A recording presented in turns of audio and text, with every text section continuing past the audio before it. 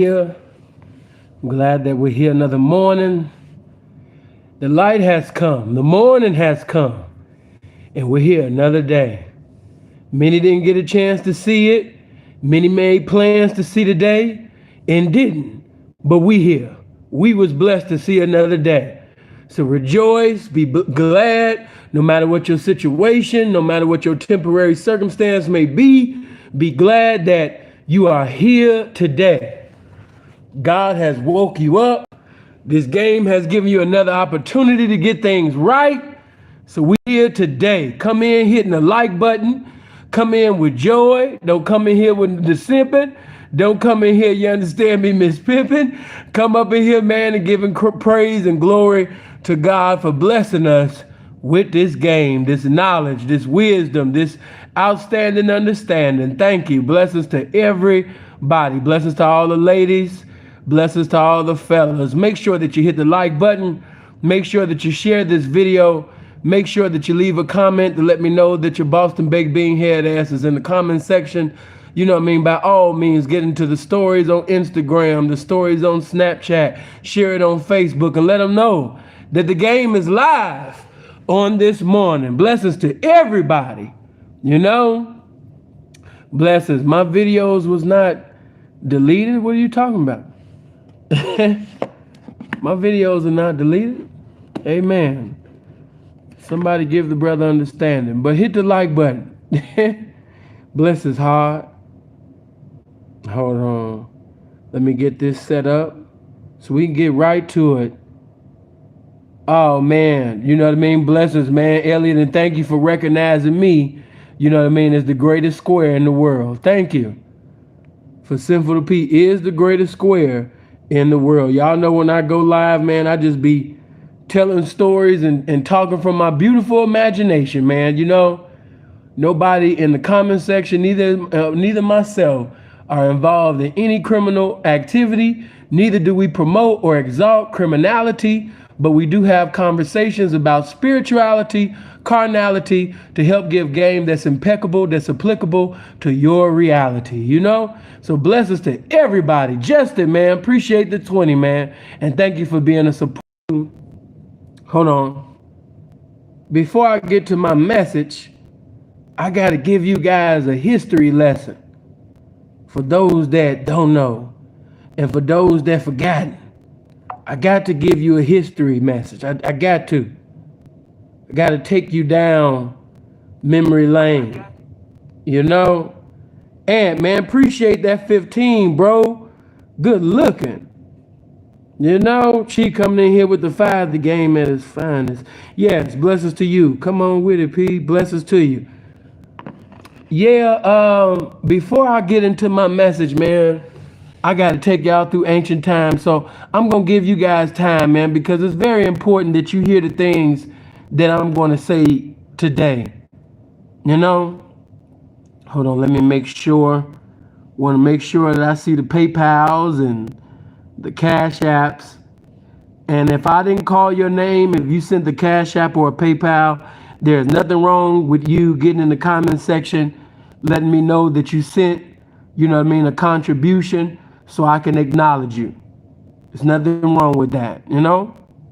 Because a lot of times we know Sinful's big mouth ass, he just be talking and he didn't even see the person that was supporting the game, you know? And I want everybody to have acknowledgement, you know what I mean, for everything that they contributed to supporting this game. Hold on. There we go. Somebody help the brother out. Somebody give him the Cash App. You know, make sure you put that Cash App. Make sure you put my Patreon. Matter of fact, one of the brothers, man, Sepulveda, you know what I mean? And one of y'all, man, y'all put my Patreon in that comment section so I can pin it. The people go, you know, those that love the game, support the game, they gonna give anyway. But I've got to make sure that that Patreon is pinned, because for whatever reason, if anything was to ever happen on YouTube, at least we got another platform. And we also got my website. Make sure you go to my website to make sure that you subscribe to my website. Good looking, Hold on for a minute. Let me tap that. Hold on for a minute.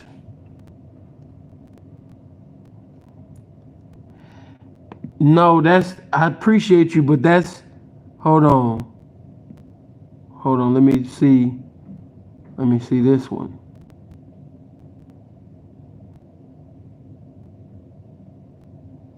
No, that ain't it. Hold on. Let me show you. Let me show you what I was talking about, because I wanted to go directly to the section where it's not too complicated for them. Okay.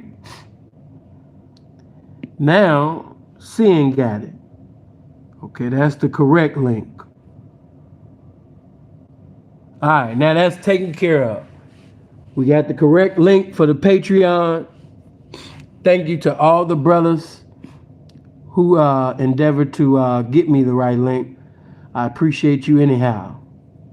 Good morning to you, darling. Good morning to you. Listen, I'm going to bring this message, but I haven't forgot about you guys. I was supposed to come back 5 o'clock on yesterday, man, but I had a busy schedule, some things that came up, but I didn't forget about you. And if God say the same, if his mercy prevail and the game say the same, I will be back hopefully 5 o'clock EST time today to allow you guys to call in and ask questions about anything that you heard, anything that you want to challenge, debate about, anything that you want to compliment, anything that you might want to cuss me out, whatever you want to do. I'm going to give you the opportunity and liberty to do just that at 5 o'clock EST time. So make sure that you bring your Empire State Building head ass at 5 o'clock EST time today. Because if God say the same, if he agrees, then yeah, I will be back at 5 o'clock EST time, and we can get into some more of it. Good morning to Robin. Good morning to all the ladies, man. I wanted to make sure that you guys were in here. Hold on, let me make sure I acknowledged all the super chats. Let me make sure, because when I get started, you know how I am, and I want to give you this history lesson. I want to tell you some things about ancient times and some things that's occurring in the recent times, but the title of this message, I'll change it later on. I know what it says, the title and everything like that, but the title of this message is, what did we give birth to? What did we give birth to? What did we create? What did we influence? But the title of the message is, what did we give birth to? If I was to give another title of the message, I'd say, how are the mighty fallen? But I explain later on. But shout out to the homie 619. And make sure, man, for those of you that haven't watched And She Shall Be Called, make sure you go there and hit the like button, man, because those videos, it was a part 2 of it. It was only really supposed to be a part 1, but YouTube had cut me off. Make sure that you go to And She Shall Be Called and hit that like button, man, so them recommendations can get out for that video, because that's a very important message. I mean, yeah, really it is. It's some important messages within one message that I want the masses to hear. And so in order for you to do that, I need for you to hit the like button so, they can get the recommendations out, and, other people have the opportunity to see this game,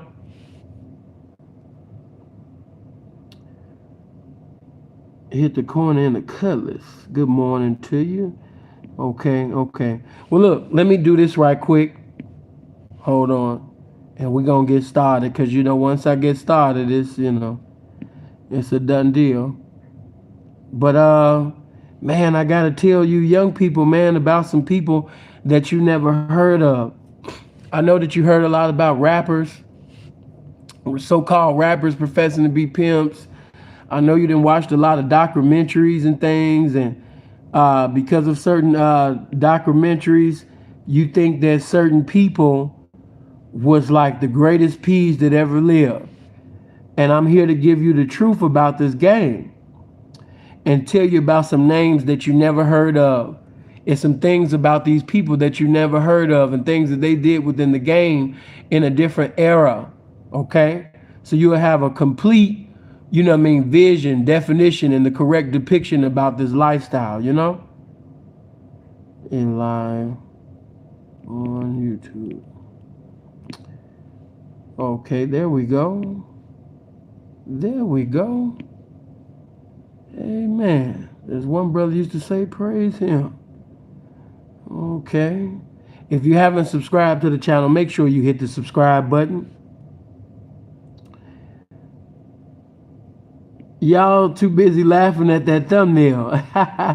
But as I begin to go into the message, you're going to understand why that thumbnail is the thumbnail that it is. Amen. Blessings to you, bro. I appreciate the answering my questions, P, and giving me clarification of my interpretation of the game. Man, blessings to you, and may the game abide. And I'm going to tell you before I get started and get deep into my message, a lot of these names that you heard about, hold on. No, the thumbnail not gonna throw the brother off. Only people that are not knowledgeable, it'll be thrown off. No disrespect to a lot of you, but you gotta start reading more. I kept my comments to myself because I didn't want to roast the shit out of a lot of you, but a lot of you really do need to start reading. When you seen the thumbnail for the "and she shall be called," and you couldn't figure out why the thumbnail was the thumbnail, 9 out of 10 you slow. Yeah, you need to start reading. Amen. Touch somebody and say, catch up. Hey, baby. Kimmy, baby. Good morning to you, darling.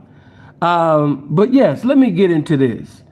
If you ever had a conversation, with Pepe Le Pew, if you ever was blessed to have a conversation, with Gangsta Brown, or if you ever, talked to Andre Taylor, as people in times past knew as Gorgeous Dre.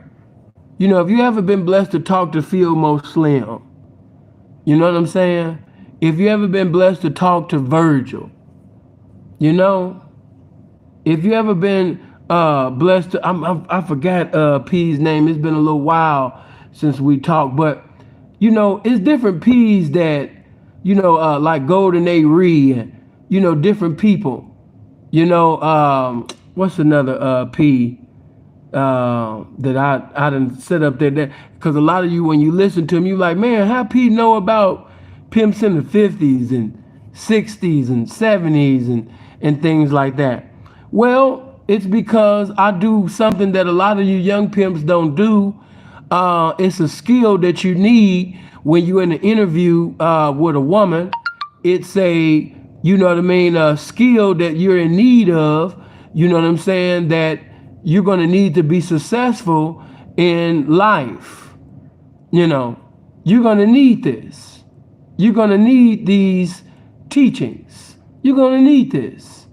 But it's this vehicle called listening. Did you hear me? It's a vehicle called listen.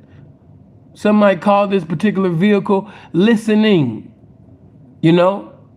And because I was able to travel throughout time because I was listening. When you was talking, I was listening. When you was trying to prove to veteran pimps that you had just as much game or more game than them, I was listening. Because from a child, even when I was in holiness, or even when I was around older, infinite-minded black pea stones, I knew how to speak in the vernacular of silence when wisdom was. Gotta make sure that signal right, because I don't want you guys to miss anything. But I knew how to listen. So I was able to hear a lot of stories about, individuals that was before my time, before I was even born, because I knew how to listen.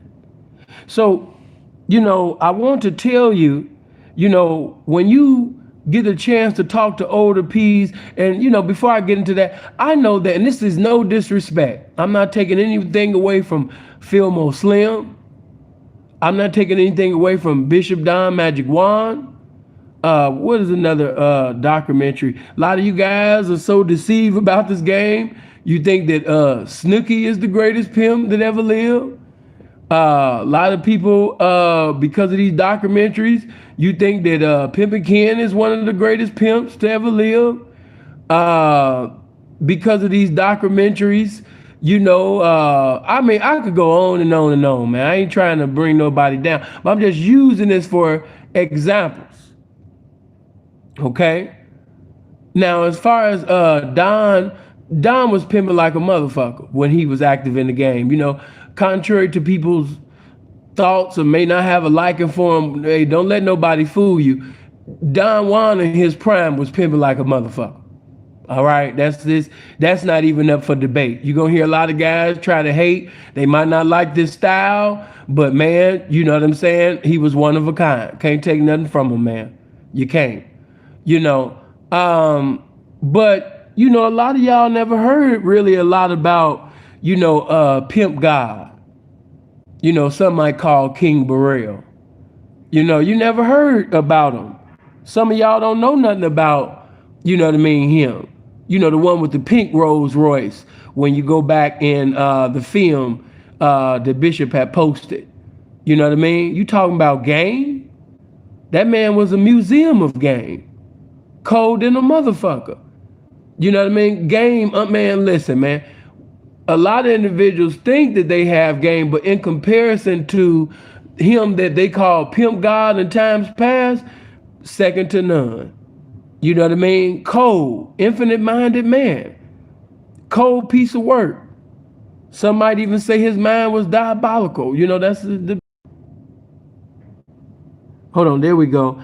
But, and this is no disrespect, but when I seen that pink Rolls Royce, man, it caught my eye. And plus I like when the pimps was out there twirling and things like that. I was like, man, this is a cold era, But I want to take you back a little further in that day. When people think of class, now, don't get it twisted. There was a lot of people having money in the game.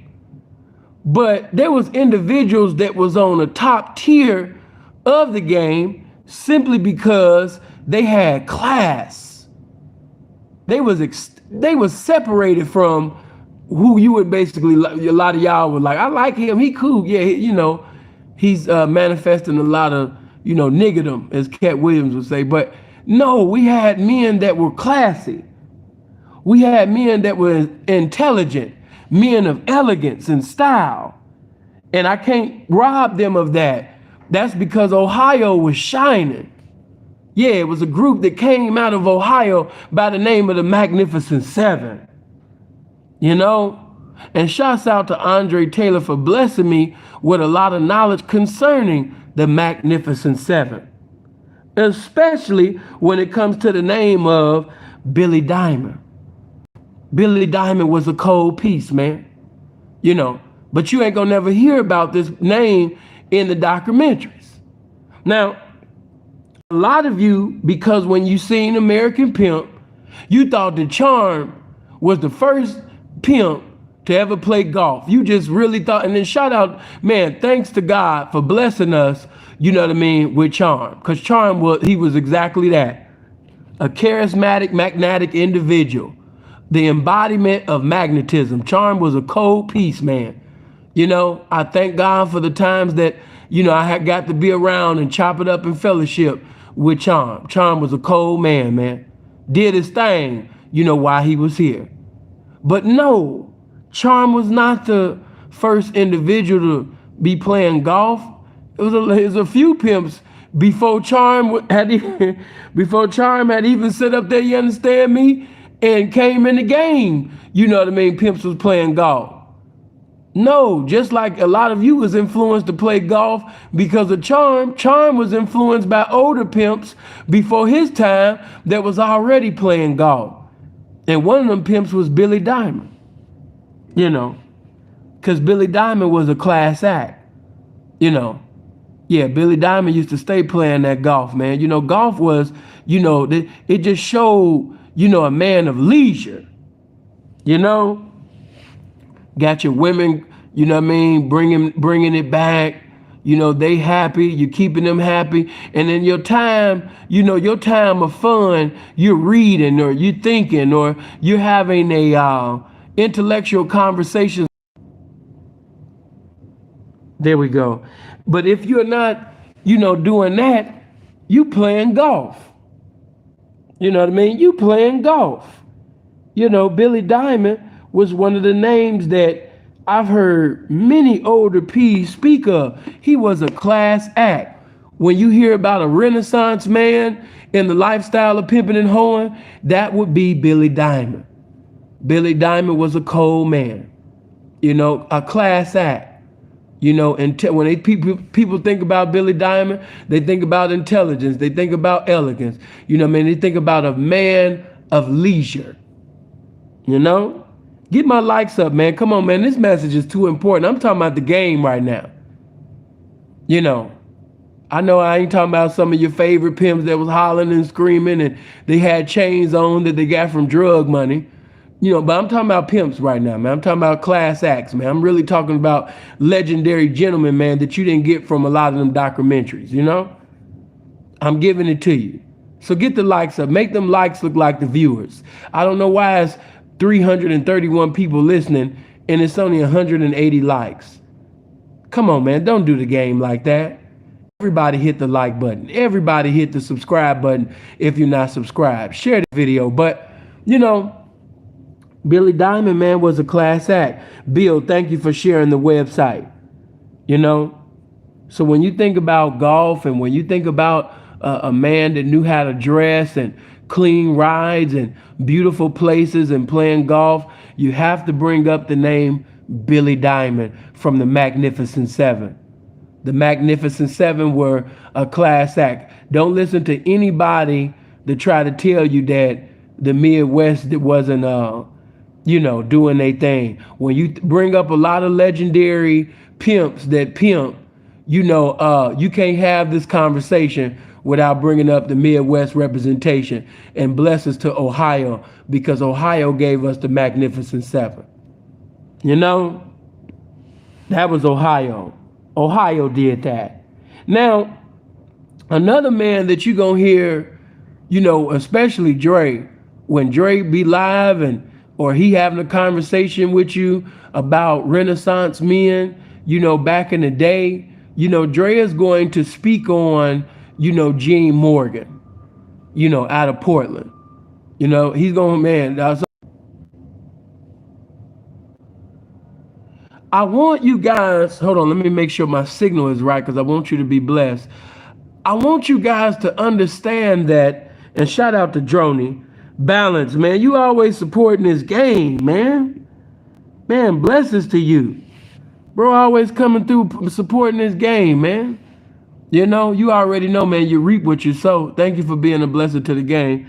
But, let me just say this to you. And this is no disrespect. Please don't take it as disrespect.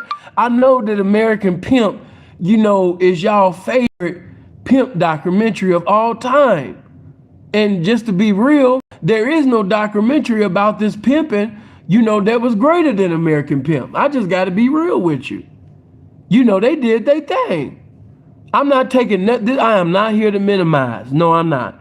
I'm helping you realize that American Pimp, as good as it was, as classic as it was, it could have been greater, but the individuals that Dre wanted to be in the film, some of them declined.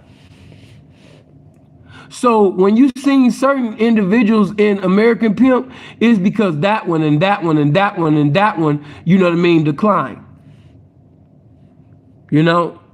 So that one and that one and that one got a chance to be an American Pimp because that one and that one and that one didn't want to be in it.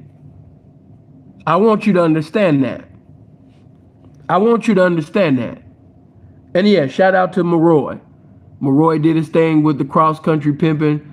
You know what I'm saying? Really did. And I know y'all favorite film, which I had to dedicate to bro and show respect. I know y'all favorite cross country pimping. Well, at least most of y'all. When people say, which cross country pimping was the best, I think. Correct me if I'm wrong, but I think a lot of people would say that 3 was the best one. Some might say 2. I didn't see a few of them. But I've been seeing 3. Because when I was locked up, everybody was just talking about cross country pimping 3. Everybody, T-Banks, T-Banks, T-Banks, T-Banks, T-Banks, T-Banks, T-Banks, T-Banks. Name was ringing not just in the streets, but in the prison, man. I guess, sin ain't gonna lie about this shit. So a lot. They think that Cross Country Pimpin' 3 was the best out of the Cross Country Pimpin', series. Some think 2. But most that I done talked to, if you ask the P's, they gonna tell you 3. Most gonna tell you 3. But I understand 2, Gov was showing out, you know what I mean? There was different people in 2 that was doing their thing, but people was loving on that 3. But I want to get back to this. I want you to understand that even with the cross country pimping and the American pimp and the pimps up hoes down, the greatest of our representation, a lot of great legendary in the sky pimps you guys never heard of and you never seen in no damn documentary. I just got to keep that 100. They wasn't in no documentary. When Dre came to Johnny Moe and he was trying to get the original Johnny Moe to be an American pimp, Johnny Moe declined. Johnny Moe said, Dre, they already know enough about me. The street know about me. The authentic know about me. I don't need to be in no film. Do you understand this? Listen, you know how many times I tried to get Pepe Le Pew? And I'm angry about it now. So Pep, if you're up there listening, man, you understand me? I'm angry, man, because I really, man, freeze to tell you. I used to be on Pepe Le Pew all the Pep. When we gonna do this? Pep, when we gonna do this? Pep, when we gonna do that? And see, I'm not like these other dudes. I don't be recording, converse. If it's against your will, unless you're a sucker.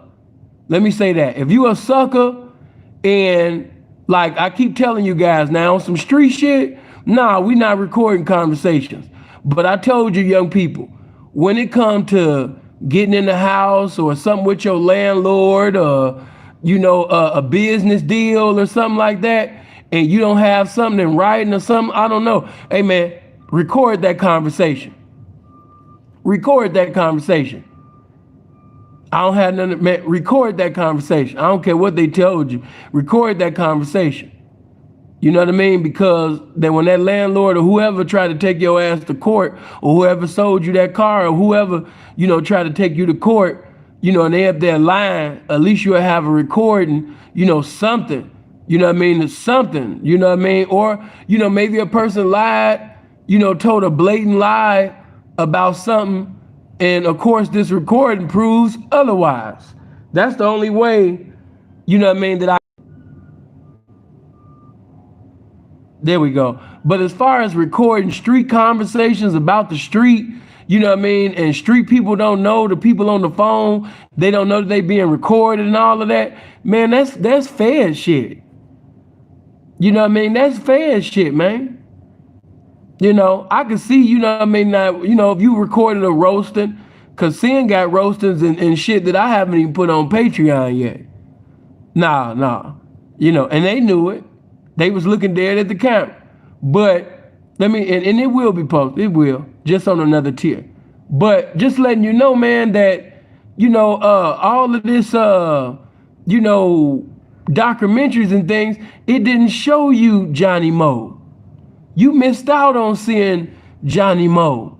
A lot of y'all like, who the hell is the original Johnny Moe? Man, listen, you would have to have a good friendship, communication with older P's. When you start talking to older pimps, that's in their 50s, 60s, and 70s and 80s, bring up Johnny Moe. Bring up the original Johnny Moe and see what they tell you.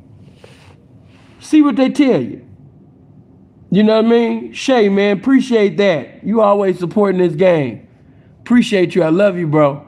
But, you know what I mean? You missed out on that. Why? Because Johnny Moe come from an era where when people pulled the camera out, they didn't run to the camera. They ran from the camera. Did you hear what I said? Johnny Moe come from an era where if somebody recording or taking a picture, they don't run and say cheese or start popping pimping. They run from the camera. They run from the phone. They running from being recorded. You know what I'm saying? I love my auntie death, but it was a fire that took place, so she lost a lot of pictures.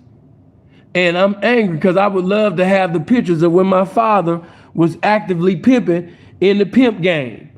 You know what I'm saying? Because this one picture where my father got on a white suit. He's so slim. He got his hair done. You know what I mean? He had, you understand me? The little cane. And he had two little gorgeous black hoes with him. You know what I mean? Pops was looking cool, man. I wasn't pimping at the time. I was actually saved when I went to my auntie's house and I was looking at all these pics.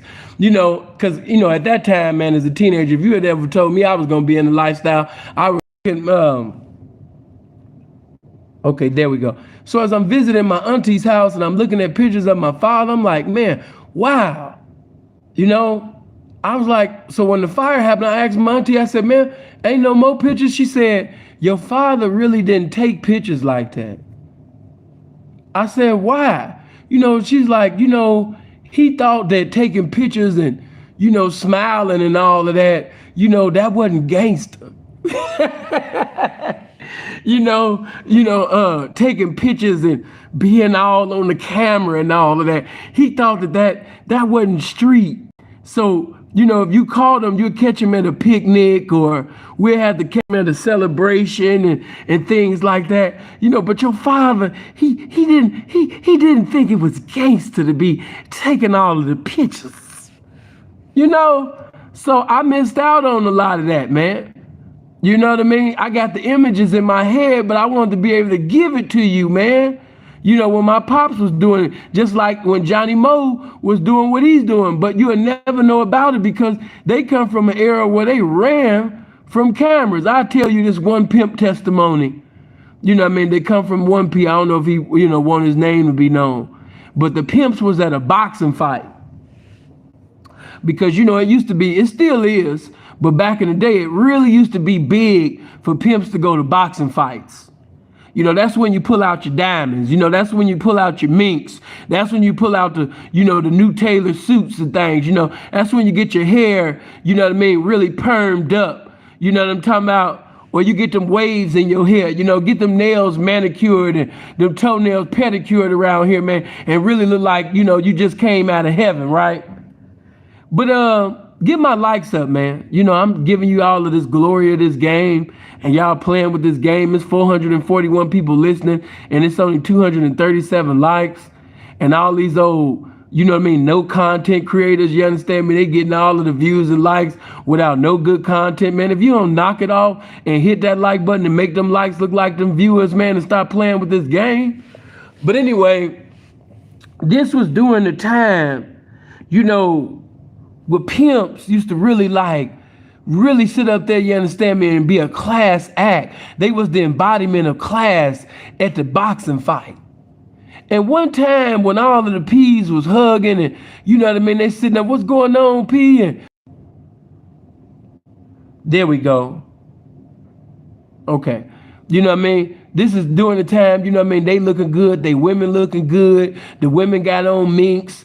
The women got, on diamonds and things like that. Yeah, because, the pimping, especially in them days, they wanted their women to look like they look. Stay with me for a little bit. Yeah, that's one of the biggest that's one of the biggest separations from the ancient era to basically, you understand me, this new era. Now, you have some low down, dirty shame, you know what I mean, not really, giving a damn, you know what I mean, about they bitches, man. They'll send they bitches looking like anything. Some bitches, some niggas will send they bitches looking like they just got into a fight. You had niggas like that. In any era. Kevo, thanks for the 20, man. Tony, man, appreciate that. Let me not, yeah, Tony, appreciate the 20. Kevo, thank you for the 20, man. Appreciate that. But, you got guys that didn't care how they women look, in every era. So it ain't nothing new. It's just that it was more men, in the game that took pride in how they women carried themselves. They took pride on how they women dressed. They took pride in what they women was driving in. They took pride in having a woman's nails and feet and hair did. Because you got to think, if my women are driving luxury, if my women look like luxury, and your women look like they got into a discrepancy, you know what I mean? Then your bitch, she gonna say, I need to be with him. Cause I've been with this nigga, you understand me, since the book of Job, and it's people with jobs that look better than me. So I might be giving my money to the wrong motherfucker. I've been sitting over there getting in and out of cars and sleeping with strangers and putting my life in danger and giving it to this nigga who ain't motherfucking did nothing with this money but sit up there and put it up his nose, or he might be a selfish motherfucker. He jeweled up, he looking good, he driving good, he eating good, but his bitches, they look a damn fool. You know what I'm saying? Yeah, man. No, the book of Job, not Joe. The book of Job. See, those that know the word, they knew how to call. There we go. Yeah, so you didn't catch that. She been hoeing for the man since the book of Job, but it's people with jobs, that's living better than her, eating better than her, driving better than her. Yeah. So that's what causes hoes to start looking in other, direction. And I ain't talking about for them little bitty itty committee ass bitches that's $300. Well, in those times that was something. But for them bitches, I simplify it by saying, I ain't talking about the bitches that don't be making no money, that ain't putting in no effort. I ain't talking about them. I'm talking about the ones that be putting in their effort every day, that's giving it they all and giving all of it to the man that they appointed as king over their life. You know what I mean? I'm talking about those. And once that woman see that she doing bad, and you know what I mean, and she look over there and she see people like Gene Morgan and Johnny Moe and Joe Langford and Randy Bosley and Marcus from New Orleans and Roscoe and Sweet Jesus and Joe Cato's and you know what I mean, Mel Salisbury's and Mel Taylor's and things like that. Hey man, it's gonna make a bitch really wonder. See, by a lot of y'all not being knowledgeable about the names that I'm saying, you didn't even know how cold that I just came with it. But okay, but check it out though. When they was at the fight, the pimps was at this boxing fight. You know what I'm saying? They were so clean. They women were so clean. But this square ran up with a camera to take a picture. And do you know what all of the pimps did? Do you know what all of the pimps did when that motherfucker ran up with the camera? Just guess what the pimps did. They did the total opposite of what we would do today. I got to put the we in there because, pimps today, we going to stand up, you know what I mean, smile, all of that shit. But, man, when that motherfucker ran up with that cameraman, the pimps did a complete about face and started running. They ran.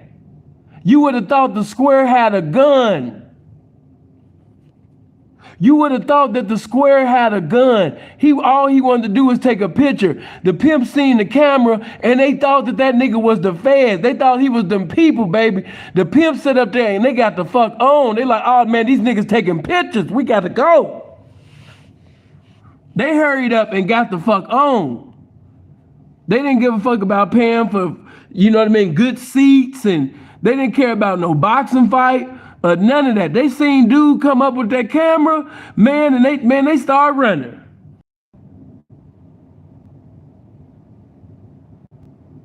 There we go. Now, you come up today with a camera, and the so-called pimps and hoes of today, they gonna tell you their whole life story. You can go on Soft White Underbelly, and you can see legions. You know what I mean? You're going to see a multitude, you know what I mean, of motherfuckers talking about the lifestyle. You know what I mean? White man just sit up there and grab a camera and, you know, just sit down and sit right there, nigga. And all the niggas and bitches just sit up in the motherfucking chair and tell their motherfucking life story. We went from running from the camera to basically sitting on a damn stool making the game look terrible. Terrible. I'm coming through here this morning. We went from running from the camera, from running out the arena because we didn't want a picture to be taken of us, to now sitting on a stool and the white man talking about some, okay, what's your name? I'm born and raised in Chicago. I moved to Buffalo when I was 19. Hold on. So you were born and raised in Chicago and you moved? Yes, I was born and raised in Chicago, and then I moved to Buffalo. And then from Buffalo, you know what happened? When I came to Buffalo, I chose up with Crazy Eddie. You chose up with Crazy Eddie? Yes. And what did Crazy Eddie do? Crazy Eddie used to go upside my head. You know what I mean? Crazy Eddie used to sit up there and shoot at me sometimes. Why did he shoot at you? He would shoot at me when I didn't have my quota. What's your quota? Well, I had to come every day with $1,000 or more. Otherwise, Crazy Eddie would just shoot the fuck at me. He would just take his motherfucking gun. He'd take the Draco and just start just shooting the fuck out the gun. That's what we got today. Hold on, what Kevo say? Them damn cameras is how Frank Lucas got caught. Yeah, that's another story. I ain't really gonna talk on Frank. Will be a whole. Hold on. This signal acting up. I appreciate y'all patience. But yeah, you know what I mean? We went from running away from the camera, to now just sitting down, getting shot at with Dracos and, you know what I mean? So how you doing today, Molly? I'm doing fine. So what? How was your childhood? It was terrible. Why was it terrible? Well, my father used to beat me up. And what else? My mother used to beat my ass too. My brothers, they used to beat my ass. What happened when you went to your grandmama's house? My grandmama used to beat my ass. What happened at the family reunion? They used to beat my ass too. What happened when you went to school? I used to get beat up in school. So what about your first relationship? He used to beat my ass. He used to knock me the fuck out. What about your husband? Which one? Well, all 5 of them. They used to beat my ass. Sometimes they would, call each other up and they would beat my ass together. Oh, okay. And what about the first pimp that you was with? He used to beat my ass and shoot at me at times. You know what I mean? Like, come on, man. That's what you see at Soft White Underbelly. What happened? Well, he killed me and resurrected me and killed me again. And what happened when he resurrected you again? He killed me again. And did he resurrect you a 5th time? Yeah, he resurrected me a 4th and 5th time. And what did he do after that? Well, for the 5th time, he told me, bitch, I'm going to let you live and see if you can get my trap this time. And what happened? He said it wasn't enough. And what happened after that? He killed me again. You know, like, that's what we seeing on Soft White Underbelly. Shit that ain't got nothing to do with this game. You know what I'm saying? Making the game look terrible. Just making it look like it's a whole bunch of just depressed, XX Tentacion listeners. It's a bunch of Juice World listeners. Like, everybody's depressed. Everybody's suicidal. Everybody crying. Everybody having weeping and gnashing of teeth. Nobody ain't having no money. Everybody doing $20 dates. You know what I mean? Everybody pimping in front of the gas station. Like, come on, man. God damn. That ain't it. You know what I'm saying? Hold on. There we go. Okay, I had to make sure my signal was right. But we went from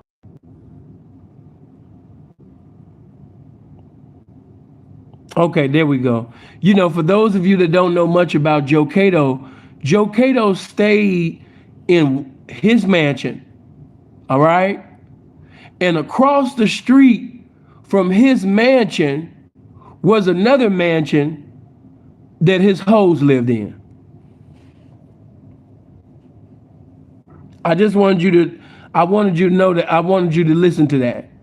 Joe Cato lived in his mansion, and across the street from his mansion, his hoes lived in that mansion.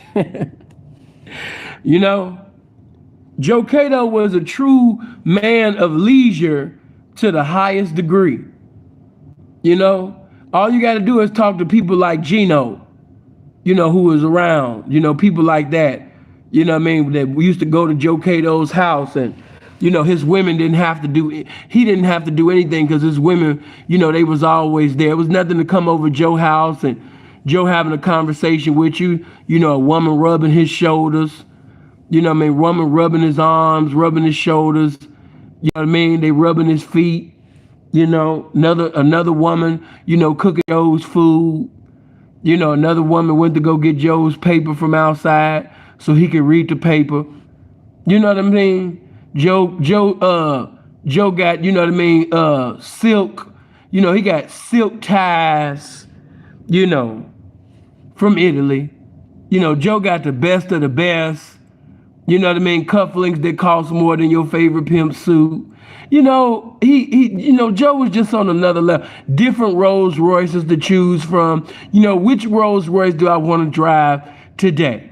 Matter of fact, I think I might post that on my Patreon today, because I think I got Tay telling what vehicles he's seen Joe have.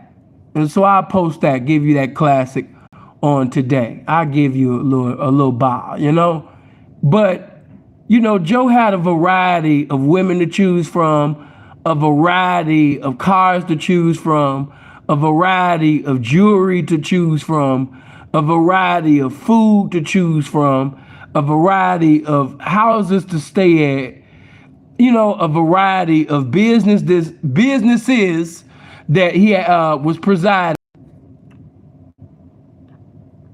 There we go. Don't let them deceive you into thinking that, pimps don't be having businesses and things like that. Man, pimps been having businesses before a lot of us was even born. Pimps been having businesses. So don't let them deceive you into making you think that you ain't a pimp no more, you ain't doing no pimping, or, we looking at you different because you got a business. Pimps been having businesses. The legendary pimps of this game been presiding over businesses, been having barbershops, been having restaurants, been having motherfucking car washes, been doing that, been having salons, been owning hotels. Come on, man, stop it. Pimps been doing that before you was even born, young P. So don't let no older goofy tell you that your pimping has been minimized, or you no longer the prize. We no longer looking at you as a P because you didn't sit up there and took your game and took it into legal, different areas. Now you're getting legal dough. Like, no, don't let these fools fool you. Pimps wasn't working no jobs. Pimps was giving jobs. It's a difference. You know, the pimps wasn't sitting up there working jobs, man. No, no, no. They didn't fill out the job application. They gave the jobs. It's a difference. You know, so when you see these guys trying to justify having a job and, you know, niggas working, they claiming pimping, but they working at Wendy's and they working at Walmart. And I told you guys, unless a pimp is on probation, unless he's on parole, you know what I mean? A pimp will not be getting no damn job. Pimp not gonna sit up there and get no damn job. You know, if it don't be for parole, probation, no, he not filling out no job application.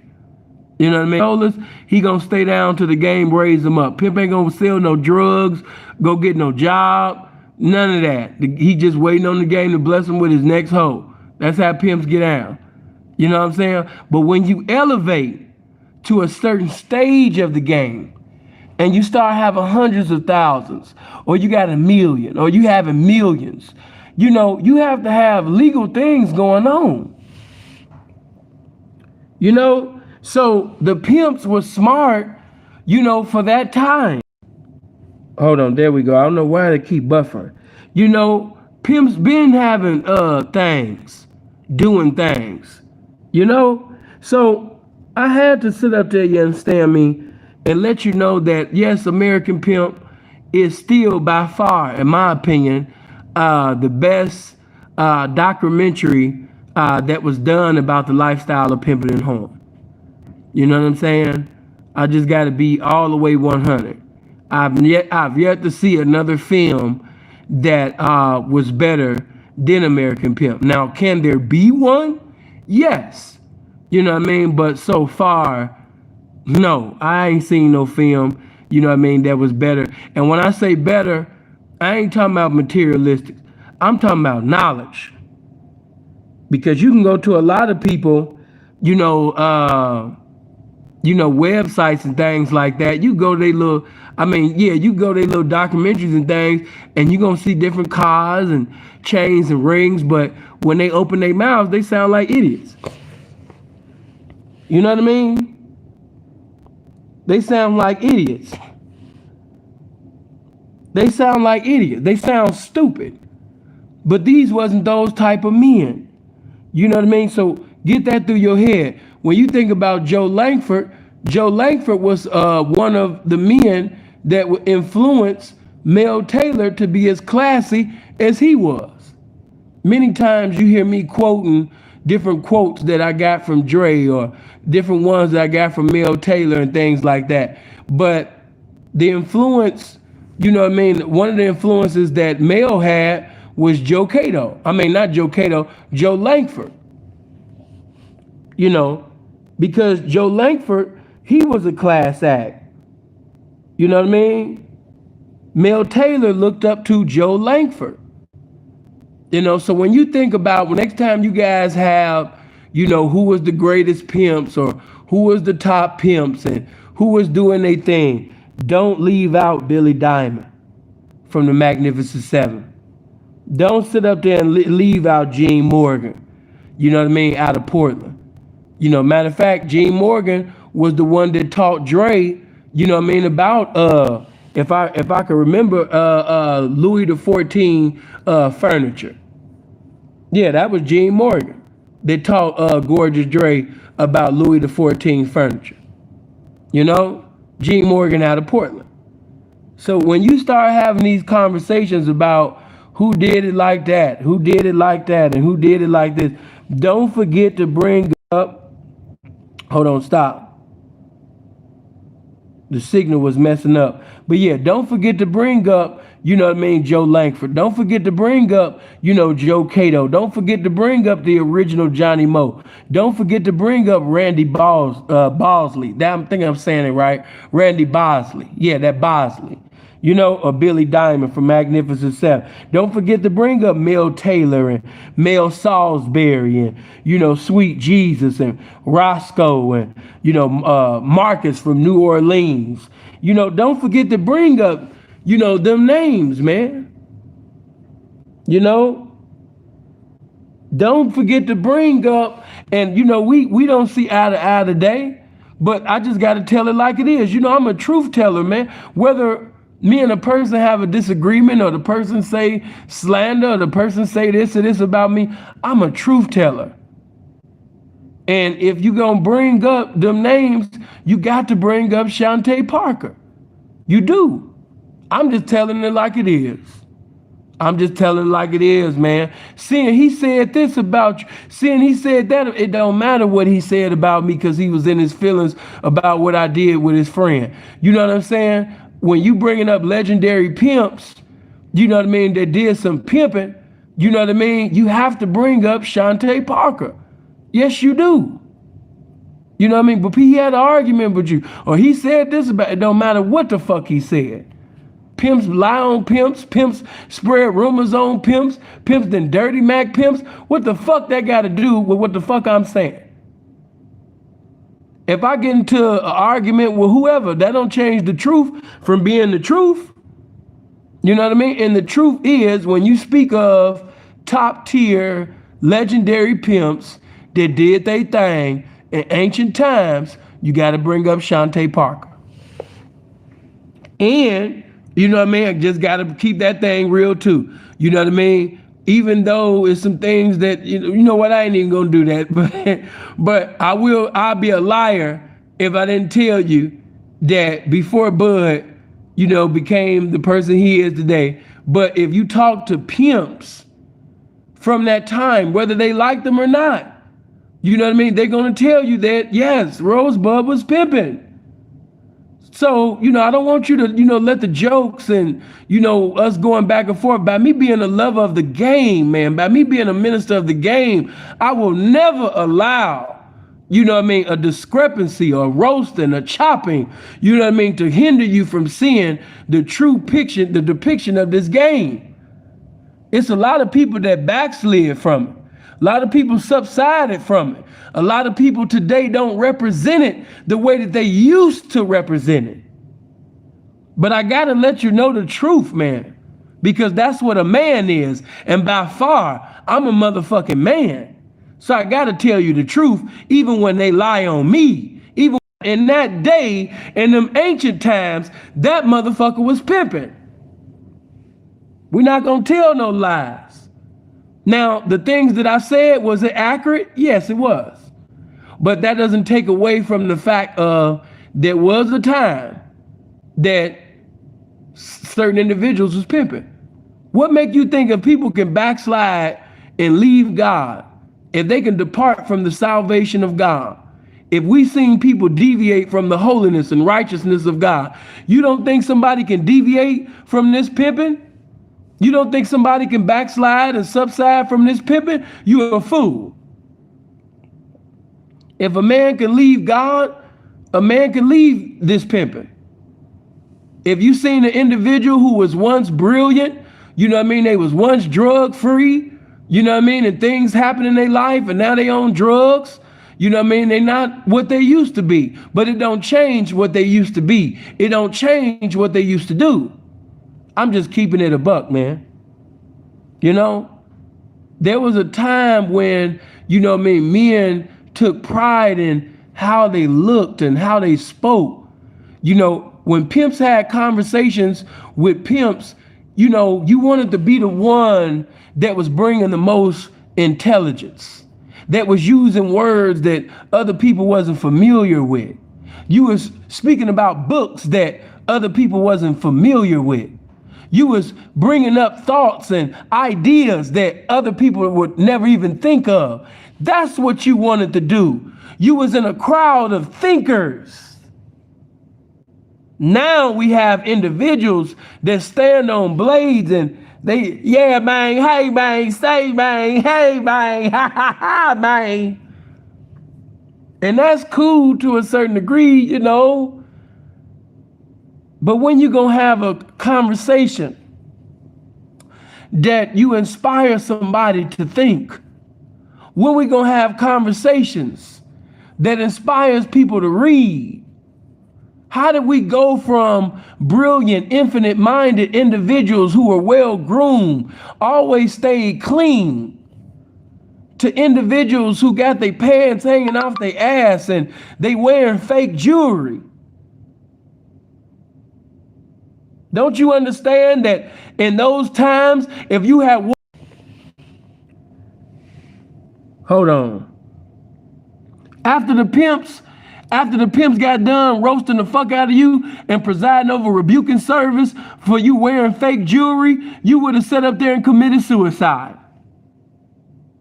The shit that these niggas be wearing on Instagram, those that know jewelry, if they would have came around this real pimping, if they had came around authentic pimping, wearing these motherfucking, you understand me, fake ass jewelry and all of that shit, man, the spirit of suicide would have rested, abided, and motherfucking never subsided. It would have motherfucking stayed in their hearts, minds, and spirits.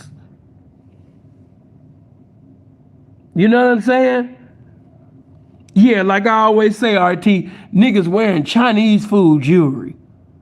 Niggas claiming this pimping and wearing Chinese food jewelry. You buy 2 motherfucking shrimp fried rice and 1 large chicken, you get a gold chain. Chinese food jewelry. Too many Chinese food jewelry ass niggas getting their ass on Instagram, getting their ass on Facebook and talking about this motherfucking pimping.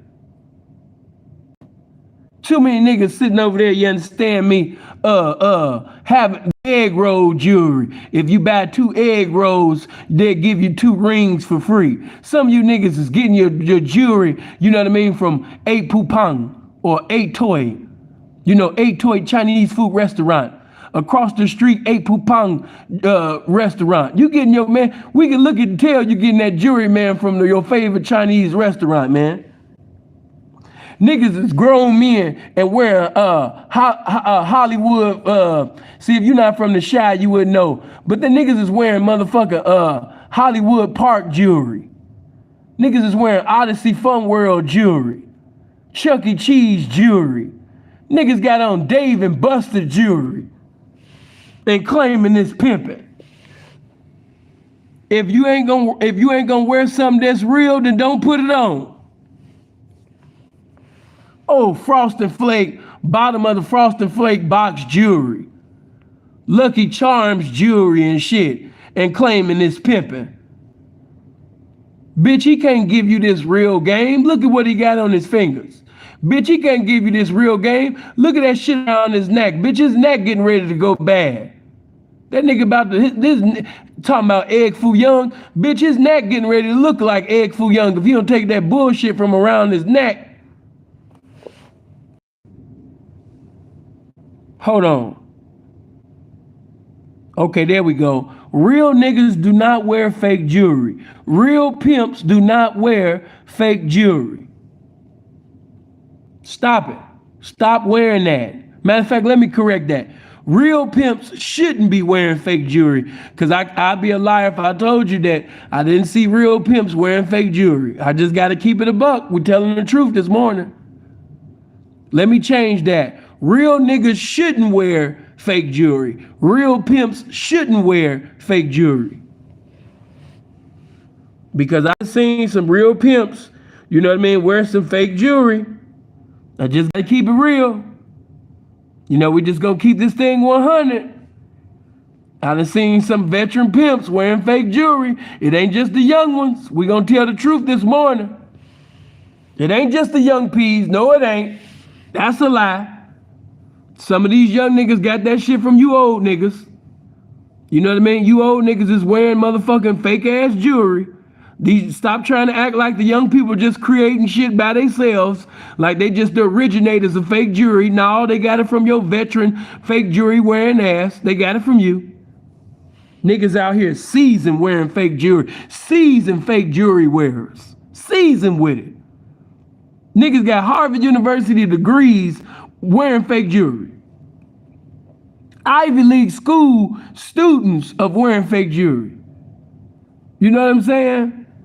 These niggas are the cream de la creme of wearing fake jewelry. Elite members of fake jewelry collection. Elite. You know what I mean? Anointed fake jewelry wearers. Oh my God. Let me stop.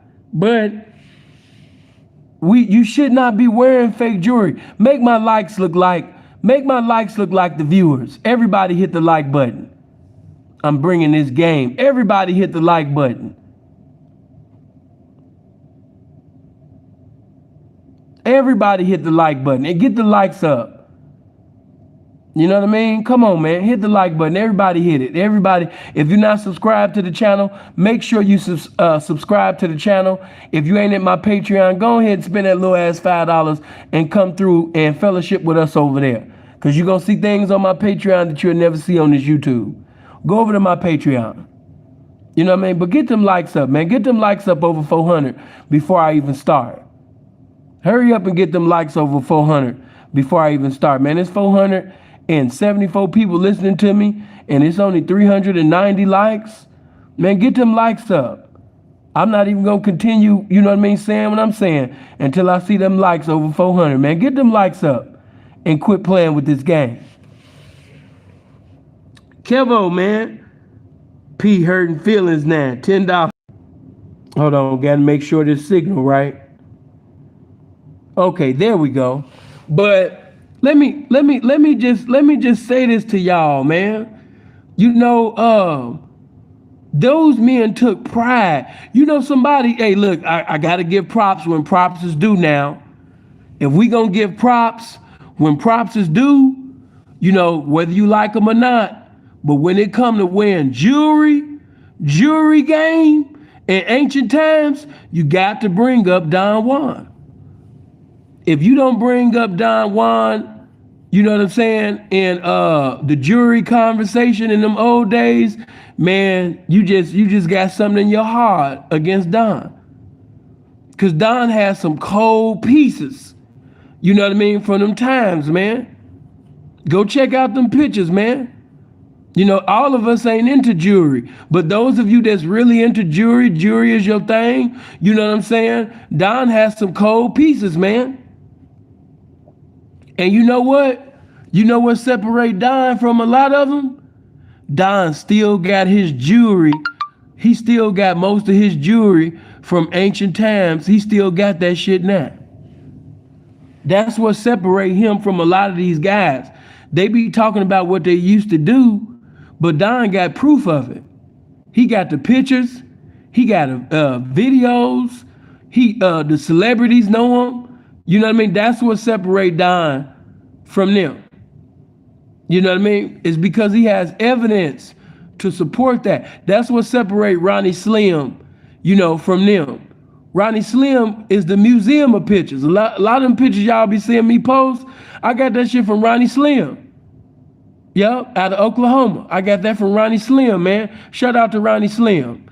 All you got to do is go to Instagram. If you want to see some pictures of this pimping, go to Ronnie Slim on Facebook or go to Ronnie Slim on Instagram, and you're going to see some very classic pictures of this pimping on Ronnie Slim page.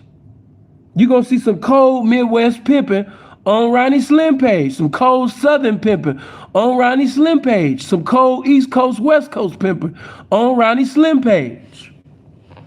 You know?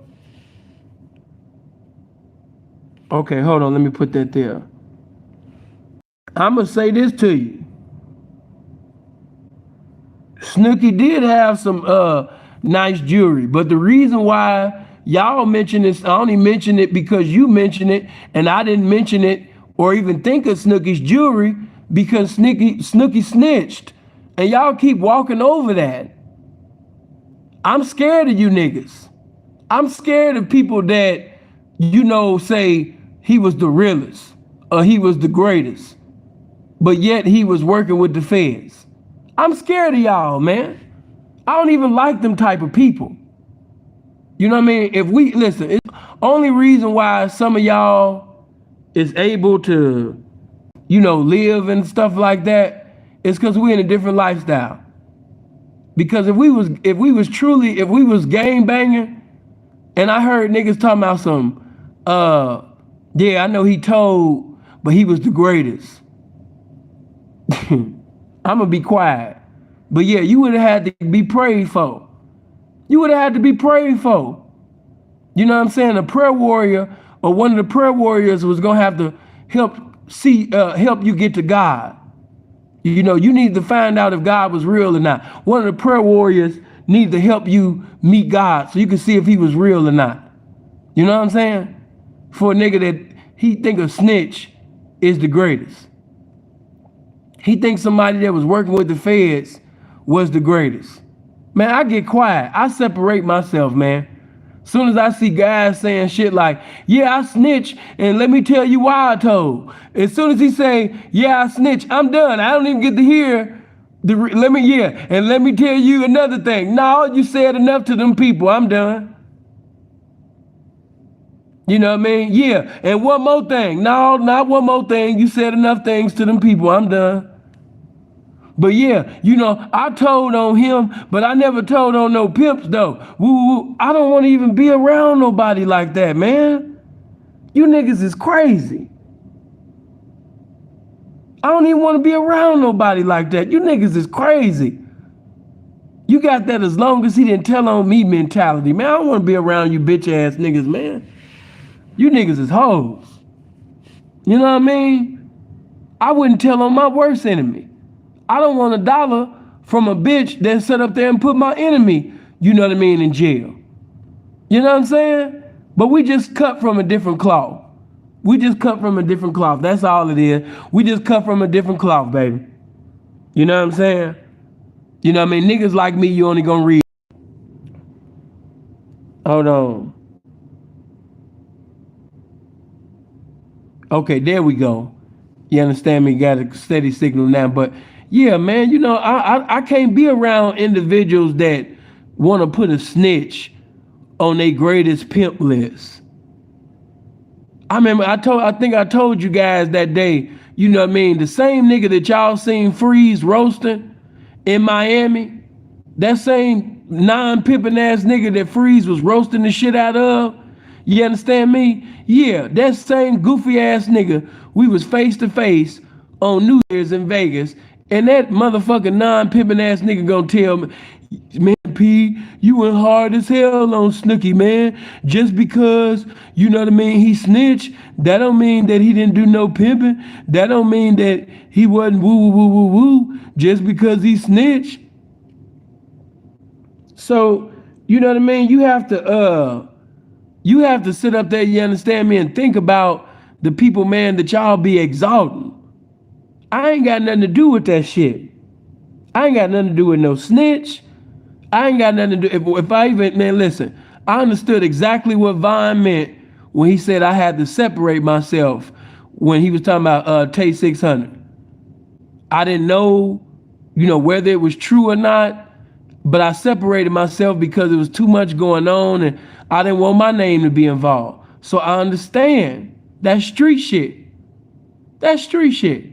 So I understand. You know, you might not like it, but I understand. Man, get them likes up. But let me get into it, man. I wanted to give you the history, you know what I mean? Because there was a time when the men took pride on how they women look. It was the time when men took pride on how they women represented them. There was a time when men took pride on how they house looked. Now when you go over certain pimp's house, the house dirty, you know what I mean? P got his clothes on the floor. You know what I mean? P got his dress shoes all on the floor. You know? And it gives these young P's the wrong impression. I know some of the young pimps, they listen to some of the things I be saying, and they be thinking about the pimps that's around them in their face, and they like, damn, man, well, what happened to that? We gonna talk about it.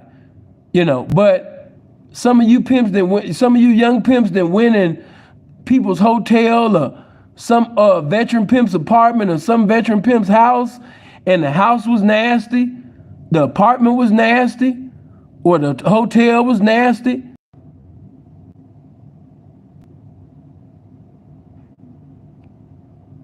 Okay, the signal back. You know what I mean? They got McDonald's bags all over the place. You know what I mean? Some of you young pimps didn't get a chance to be around, well-groomed pimps. Pimps that kept their room clean. Pimps that kept their apartment clean, or house clean, or mansion clean, car clean, or cars clean, or jewelry clean, or picking up their suits from the cleaners. You never had the blessing of seeing, you know what I mean, a real, true, pure pimp. You don't know nothing about that. You been around a lot of dusty niggas talking about this pimping, and they got dirt under their nails, and the nigga got wax in his ear, and the nigga got purple and brown stuff, you know what I mean, in his gums, and you know what I mean, his teeth, you know what I mean, and it's out of bounds. You know what I mean? Real talk. So I understand why a lot of you young pimps, you're pretty much giving the wrong behavior. Because when you came in the game, you saw the wrong behavior. You saw the wrong attire. You saw people not representing this game right, physically and verbally. You seen it. So you conform to it. You know, some of the young pimps think that you could actually be a pimp and not have no teeth. And I'm here to tell you that, if you get your teeth knocked out, or if your teeth fall out, no pimp is going to go years without teeth being in his mouth. No. I will not allow that funky ass spirit to come into this pimping.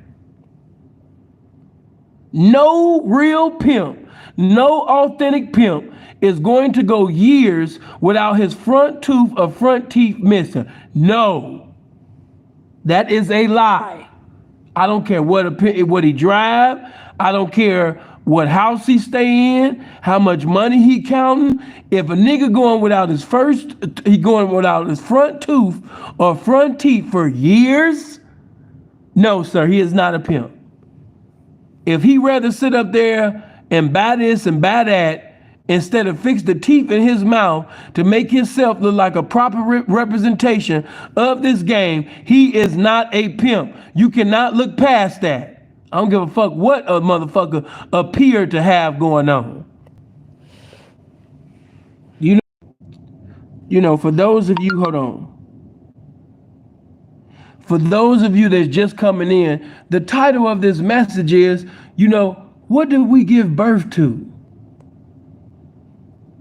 How did we go, in other words, how did we go from, pimps having white teeth and taking pride in how their teeth look, and taking pride on, where they lived at, and how they dressed, and how they women dressed, and how they represented the game. You know what I mean? They took pride. They loved who they were, what they represented. They loved it. How did we go from that to guys that don't have teeth in their mouth and hollering and screaming and got nasty breath and wearing jerseys and that's dirty, and how? How we go from that? How we go from guys basically taking pride and taking their women to the classiest restaurants in the area, spending, back in the day, pimps spend hundreds of dollars. That was something to spend, $100 or hundreds of dollars back in the day on some food or restaurant. But now, you have pimps who actually take their women out and have spent over $1,000 or thousands of dollars because of the wine that they tasted, the food that they ate. You still have that class in the game, but very few. Very few. Hold on. Very few. I know some gonna say, P, how we go from, a woman, the women, they coming into a restaurant with the pimping, and everybody's in awe because of what he got on and what his women got on, and why is one man with this group of women? And what are they doing that they eating the best of foods, that they drinking the best of the wine? What type of lifestyle are they participating in where they can even afford to eat that or to drink that or to drive away in that? What? How you go from Gangsta Brown, bringing his women to the blade, you know what I mean, in limousines. Gangsta Brown riding around, you know what I mean, in limousines to the blade. Switching up in different limousines. Sending his women to work in limousines. And he wasn't the first. You know what I mean? How pimps go from sending their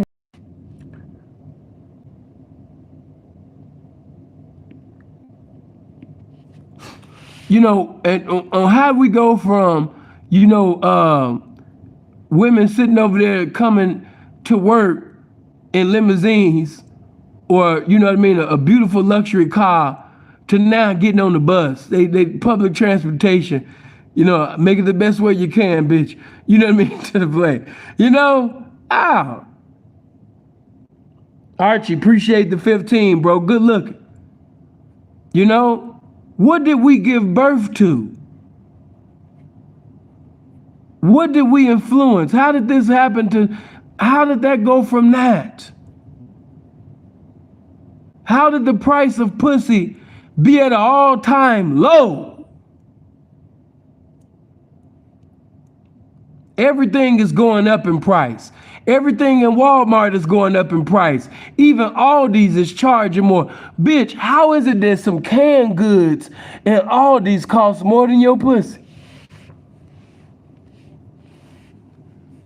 How did some canned goods, you know what I mean, at Jewel's cost more than your pussy?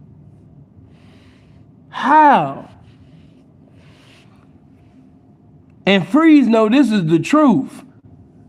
Bitch, I know some motherfucking, listen, you can't even get some chicken fried rice and some egg foo young, bitch, with the shit that you sucking and fucking for. If I had you as a bitch, I couldn't even eat. I ain't even gonna bring up Whole Foods. Nah, we can't bring up Whole Foods. How do we go from that to women taking pride in being in the lifestyle to now, every bitch that you see damn near just about 99.9% of the bitches that get on soft white underbelly is crying and you know what I mean? They feeling suicidal and they hate that they ever did. How did we go to that? Something is wrong with that picture. Somebody was doing some pimping, and then somebody stopped doing some pimping, and then influenced the young people to go that way. And the young people, by them not having a true definition of what this pimping is, they've been deceived into actually thinking that, you can do that, and you can do that, and you can do that, and still be P. And I'm here to tell you today and declare to you today that that is false, young man. When you look at there we go. When you look at the thumbnail, you see, you see a P, you know what I mean, well dressed, but he has his foot on the bitch head. And I'm not, minimizing him because those that know me in times past, y'all ain't seeing pictures. I don't even have all my pictures. But when I first got in the game, I had lost my mind. Sin took all type of pictures that I would be ashamed, for y'all to see today. If you thought that picture of that white hoe being on her knees with her hands up as if she was worshiping, and I got my elbow on her head and I'm just standing like a statue looking towards, glory. If you thought that was something, man, I had pictures that was just on that level, or might have been, the other way around. But I tell you, when Sin first came in the game, I was a fool. I had pictures upon pictures. I used to have this one picture, but they got my phone. You know what I'm saying? Matter of fact, no. Metro didn't get that picture. That was my silly ass left my damn phone, man. I was coming from the airport. I was fresh in Chicago, and I was coming from the airport, and I took a cab to my hotel room and left my damn phone in the cab. True story. Left my phone in the cab. Man, if I could have the pictures and videos on that phone. Woo, you think Patreon is lit now? But no, that on my on the phone, I used to have this one picture, you know, my hand and looking up towards the sky. Well, pretty much they's looking up towards me, but I'm looking up towards the sky. You know what I mean? Like, man, you know, when you first get in the game, you want to have these type of pictures. Why? Because you saw it in that documentary. You wanted to do what you seen this P do, and that P do, and that documentary, and that documentary. You was influenced. Now, some of y'all know because you watch my video what I saw in jail and prison, and y'all need to watch that and get them likes up because that's a classic. No disrespect to anybody else that got jail and prison stories, but man, I'm just getting started, man. But I'm gonna wait till y'all get it above 20,000 views at least. Once y'all get it above 20,000 views, I might hit you with, you know, part 2. But you know, the views is too low right now, and that shit was too classic. You know, stop playing sin. You know, stop playing me like I don't got the coldest content on YouTube. I know I do. Stop it. You know, but let's just be real. Just like that story that I set up there and I told you, right? About, hold on. Let me get the connection right. Hold on. Devil always coming against this game. Hold on. But yeah, we was influenced. There we go. Let me turn that down. There we go. But yeah, we was influenced, man. You know what I mean? You said you've been waiting every day for part 2. Well, baby, they gonna have to get them views up. No disrespect, but I ain't trying to be arrogant, but man, I know my content is the shit. I know I'm that nigga. So, man, they got to get them views up. They got to get them likes up, man. Like, stop playing with me, man. You know what I mean? I've been seeing other individuals, man, and personality ain't seasoned. Niggas ain't funny. Stories is bland. You know what I'm saying? And y'all giving me 13. Man, you better knock that shit out. Get them views up.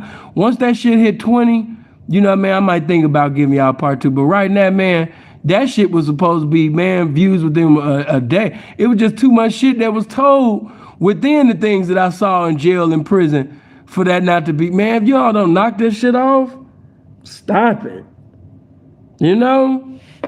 But, you know, get them likes up. Make sure you get them likes up if you ain't hit the like button. But we was influenced, man.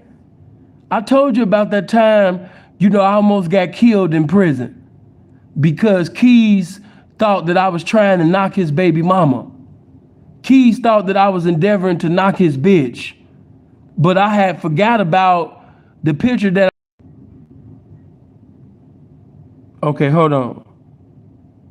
Yeah, you know what I mean? I forgot about, you know what I mean, the picture that I had on Black Planet, you know what I'm saying? Where I got my bitch on her knees and I got my dick above the bitch head. And I'm sitting over there giving a look, acting like I'm looking so pimpish, you know?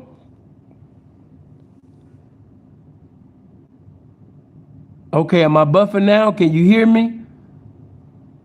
Can you hear me or not? Let me know. Conscious Energy said that I'm buffing. You guys hear me or not? Hurry up and comment. Don't take 20 years to comment. Let me know if you can hear me. If you can't hear me, let me know. Okay, cool. So, you know what I mean? I totally forgot about the picture, man, that I had posted on Black Planet, you know, with my dick out above the bitch head. You know, I was fresh in the game at that time. You know what I mean? I was fresh in the game at that time, just posting anything. You know, when you first get your first chain in the game, you know, when you get your first 10, 20,000, can't nobody tell you nothing, man. You get your first car in the game, you know what I mean? Your first suits, you know, you posting all of that, you know? So I had set up there, man, and put my shit, you know what I mean, all on Black Planet at the time, you know? And, you know, as time went on, I got off the internet, but, you know, and Freeze kind of like was fucking with MySpace. I never had a MySpace account. But yeah, man, I know y'all like Black Planet. Some of you young niggas, what the fuck is a Black Planet? But yeah, man, I had totally forgot about my bitch on her knees with her face up, looking at me, and I just got that. I just got that pimpish look. I got that stank look, but I got my dick above the bitch head. I totally forgot. But you couldn't tell me nothing, man. At that time, I was a young nigga, man. I thought I was God in the flesh. You know what I'm saying? It was nothing that you could tell. You know, young and stupid. You know, because every young man that's outside the pimping dream, his first thing is to have a threesome. He want to have a threesome. You know what I mean? Most young niggas, they dream about having a threesome. They want to have a threesome. You know what I mean? Sinful done had a sixsome. You know, when you a young nigga, you like shit like that, man. Like, man, you know what I mean? I got 6 bitches, man, just, man, sucking my dick, man, and licking my balls. You know, just sitting over here playing with this dick, man, taking this dick, man, like, man, this is what life is about. You know? But yeah, man, you know, the era of my ways, man, just young and stupid and, you know, just dumb, man, just dumb, young and stupid. You know what I mean? Hold on. Can't tell me nothing, man. You know what I mean? These hoes, man, about to sit up there and stay down. You know, as long as I want them to, they gonna do whatever, however, as long as ever, whatever, man. You know what I'm saying? And then, you know, if a pimp wanna have fun, you know what I mean? They gonna give me that too, man. They gonna give me the funds and the fun, man, you know? So now I don't wanna do nothing else. You know, just young and dumb. But I was influenced. When I first got in the game to think that the best lie, the pimping is whoever can tell the best lie. When I first got into the game, I thought that the pimping was whoever can tell the best lie. Who told me that? Nice. Who told Nice that? You know, Dazzle. Who told Dazzle that? Another older P. You know? Who influenced Sin, you know what I mean, to start knocking his friends, to start getting at his partner's bitch? It happened, Sin started doing that because it was happening to him. Nice was doing it to me. Why did Nice do it? Because he seen Cece do it. Why did Nice do it? Because he seen E Noble do it. Why Nice thought it was cool to get his friend's bitch? Because he saw Grit getting that Cece bitch and Cece getting that Grit bitch. Father getting that son bitch. Son trying to knock father. Cousin trying to knock cousin. You know, you Milwaukee niggas is crazy. You know? You Milwaukee niggas, you know, this is when Milwaukee was really strong in New Orleans, man. You know? This is when Milwaukee niggas was really having it their way in that New Orleans, man. You know, it was a time in New Orleans, man, that's all you heard. E Noble. CC. You know what I'm saying? Goody. You know? Every now and then, little daddy, you know? It was a time, man. This is when Milwaukee motherfuckers was sending bitches out there, man, and bitches was coming with 30 racks and 40 racks. Like, it was almost as easy as breathing the air of God, man. You know? And Sin, why was you abusive? Why was you abusive when you first came in the game? You seen a lot of, you heard, you know the truth now, and you heard about how classy, different P's was. But why was you sitting over there in the beginning stages of your game, Sin? Why when pimps used to come in your place and then see certain hoes standing in the corner?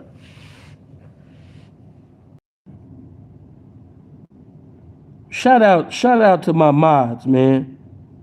Shout out to my mods. They on the roof sniping. These goofies don't even get a chance. And that's one goofy, really. One goofy and another goofy on multiple accounts just doing stupid shit.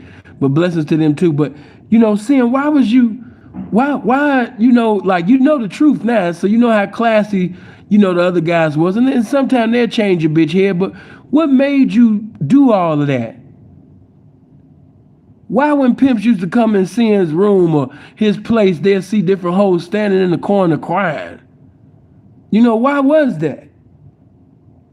Bitch, get out of bounds, Sin pull his belt out. Why did that happen? Why was that bitch getting her ass whipped like that? Because at that time, I actually thought that in order to do what was vital to the title of a pimp, that any type of disrespect or any type of neglect to instructions, which was disrespect, a bitch basically had to get checked. That's why. So I was presiding over rebuking service verbally and physically, and my verbal ass whooping was colder than my physical. So at that particular time, now remind you now, before I got into lifestyle, I had never put my hands on them. Never. I never popped a bitch. I never popped in her mouth. I never did none of that.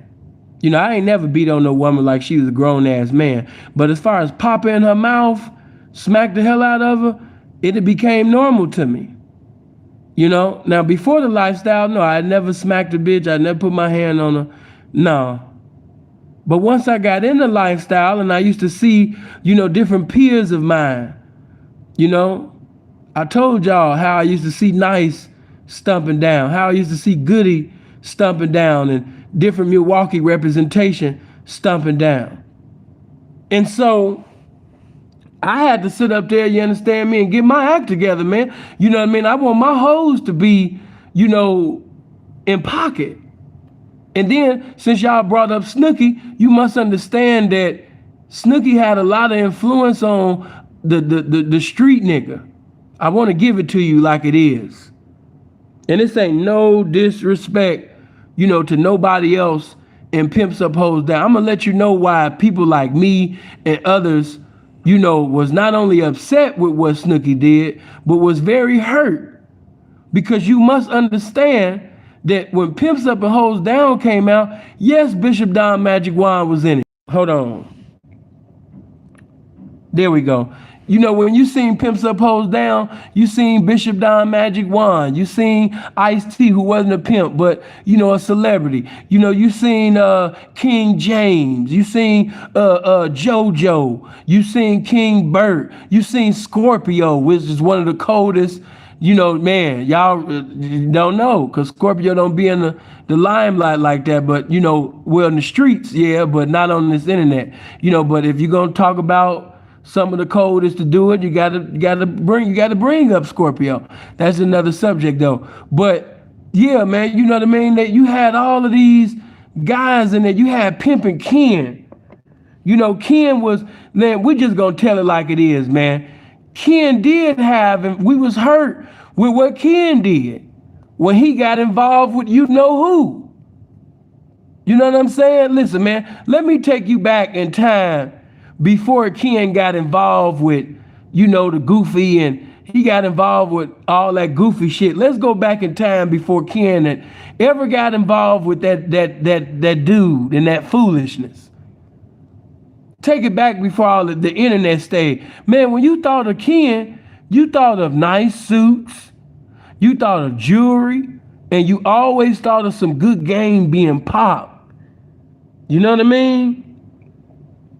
You thought about some good game being popped. You know what I mean? When you mentioned Ken's name, all you thought about was jewelry and, you know what I mean, nice suits and being clean and always saying something that was just cold and it was rhyming, but it was on timing. You know what I mean? That's what you thought about.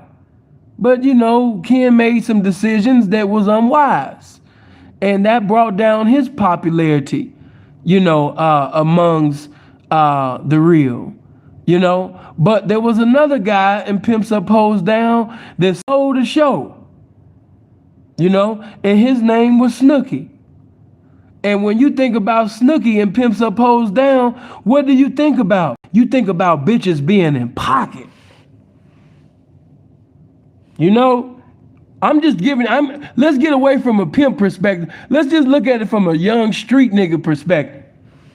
Let's look at it from a teenager's perspective. Let's look at it, you know what I mean, from older, you know what I mean, older niggas, you know what I mean, older young niggas, you know, like in they 22, 21, 20, but really from like 12 to 22. Let's think about that. How do you think that affect, you know, them young niggas' minds when they see, hold on. You know, what did you think? You know, yeah, we seen the jewelry, we seen the suit, but when we seen them bitches with their head down, because I just want to remind, you know, some of y'all wasn't in Chicago at this time, but that was the talk of the school. People came to school, young people was coming to school talking about this pimp that had the hoe's head down. They couldn't look up. They was in bounds. You know? They talked about order. I'm not talking about what pimps thought or what pimps was thinking when they seen it. I'm talking about the young teenage mind. I'm talking about young people when the youth seen it. Young people kept coming to school, man, you know what I mean? Shit, man, I'm gonna be like Snooki, man, I'm gonna be mashing like Snooki, man. You know, bow face, ho. You know what I mean? Yeah, bow your face, yeah. Keep your head down, bitch. You know, do you know what that did to a young gangbanger's mind? Seeing Snooki doing the things that he was doing? You not thinking. You not thinking when you seen Snooki on that shit, be like, yeah, bow face, you know what I mean? Yeah, drop your head. Yeah, drop your head. You know what I mean? I ain't talking about what pimps' reaction to it or their response to it. I'm talking about, what did you think what teenagers saw? How teenagers reacted to it. Young gangbangers, young niggas, what they was thinking, how fascinated, you know what I mean, the young people were when this came out. You know what I mean? Yeah, drop your head, bitch, drop your head. You know? Yeah, bitch, you's a shadow of a pimp. Come on, man. What you think that did to the young people? Come on, man. Y'all not thinking. See, we, you know, always think, you know, what the P think or what this P think. You not understanding that when the pimps brought the lifestyle to film and we was able to view it, now you're able to view the lifestyle in your home. I want you to understand that seeds were being planted. Just like I told you and said, and she shall be called. And I said that.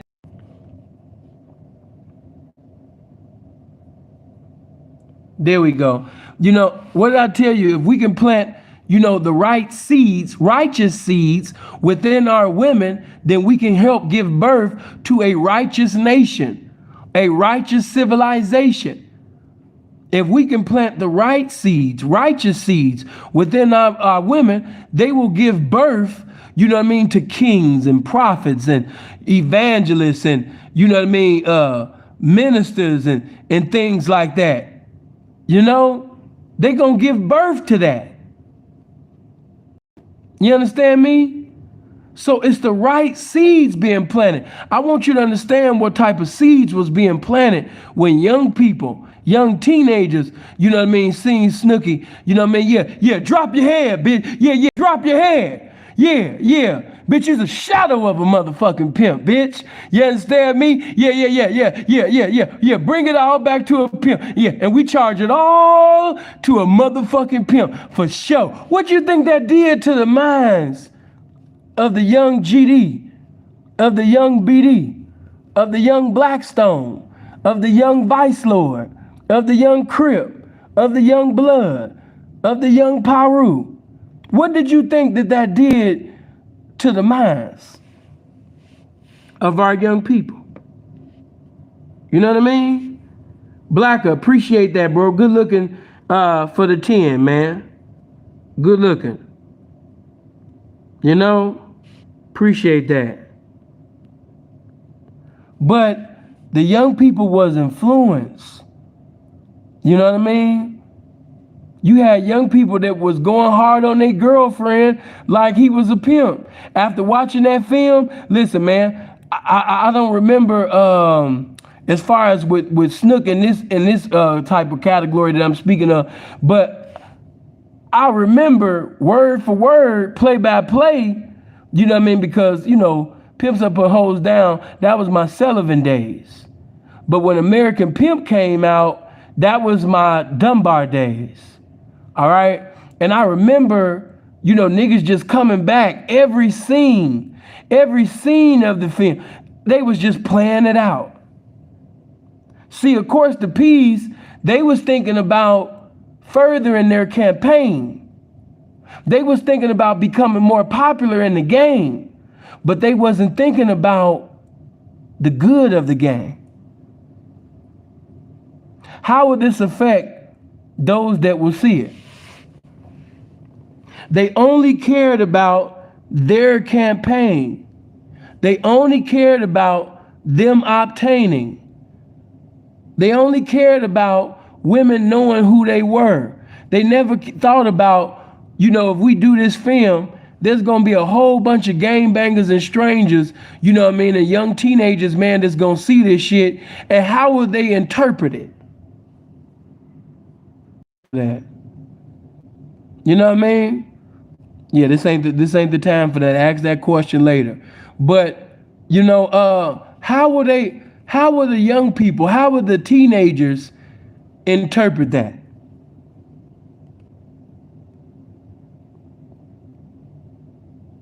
You know what I mean? They didn't think about them young gangbangers like, you know, they didn't think about, I'm going to give you the perfect example. And this is no disrespect to Don. But I don't think Don was thinking about how the teenagers would interpret, you know, when he said out of his mouth, you know, she got to be a thoroughbred. You know, she got to sit up there, you understand me, and, you know, be a thoroughbred like the Kentucky Derby. You know what I'm saying? You know, and you know, the reason why you had to whoop them when it was time to whoop them, you know, because you had to let them know that it was real. You had to let them know that, you know, whatever came out your mouth, you was gonna stand on it. Hanger whooping, stick whooping, you know what I'm saying? And if she could stand under that, Jack, you was gonna have a real thoroughbred that was gonna get you some, that was gonna make sure that you get your money. You know? Stick whooping, hanger whooping. You know, you have to understand, teenagers are listening. They wasn't thinking about that. They wasn't. I'm here to tell you. They didn't think about the consequences. They might have thought about, you know, what if I catch a case? They thought about that, but they never thought about how will the youth interpret this? The things that I say, the things that I do, you know, on film, how will, you know, they interpret this?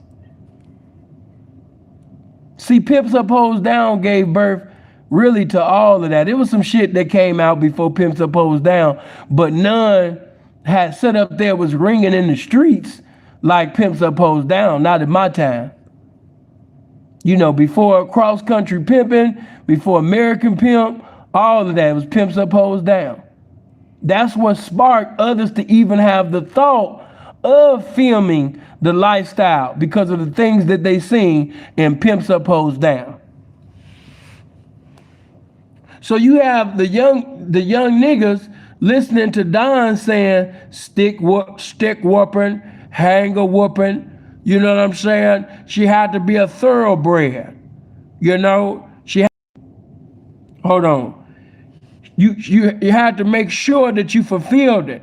Because if you said that you was gonna kill her, you had to make sure to give her an ass whooping that was just like you was gonna kill her. And why that done? You know, so when she say, why, daddy? No, daddy, please don't kill me, daddy, please don't kill me. You know, because she'd think about the next time. You had to beat her to the point where she thought that she was gonna die. You know? And then Don went on to say, you know, and you had to beat him. Why you had to beat him, Don? Because some of them, if you didn't beat them, she'd think you didn't care about them. You know, because, you know, it was like she could say or do something, you know what I mean, and you don't care. You didn't have no concern. Or, you know, you wasn't a sincere pimp. See, a sincere pimp, he cares. But you didn't have, you didn't want to give her any type of attention. You know, so, you know, you had to show that concern.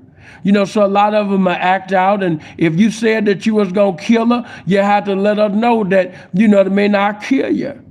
You know, and so that means stick whooping, hanger whooping, you know what I mean, gun whooping, pistol whooping, missile whooping, God whooping, truck whooping, world whooping, state whooping, you know what I mean? Niggas jumping whooping, pimps whooping, you know, all type of Mayweather whooping, Sonny Liston whooping, George Foreman in his prime whooping, Sugar Ray Robinson whooping, Sugar Ray Leonard whooping, Mike Tyson in his prime whooping, Ali whooping, Bruce Lee whooping, all type of whooping.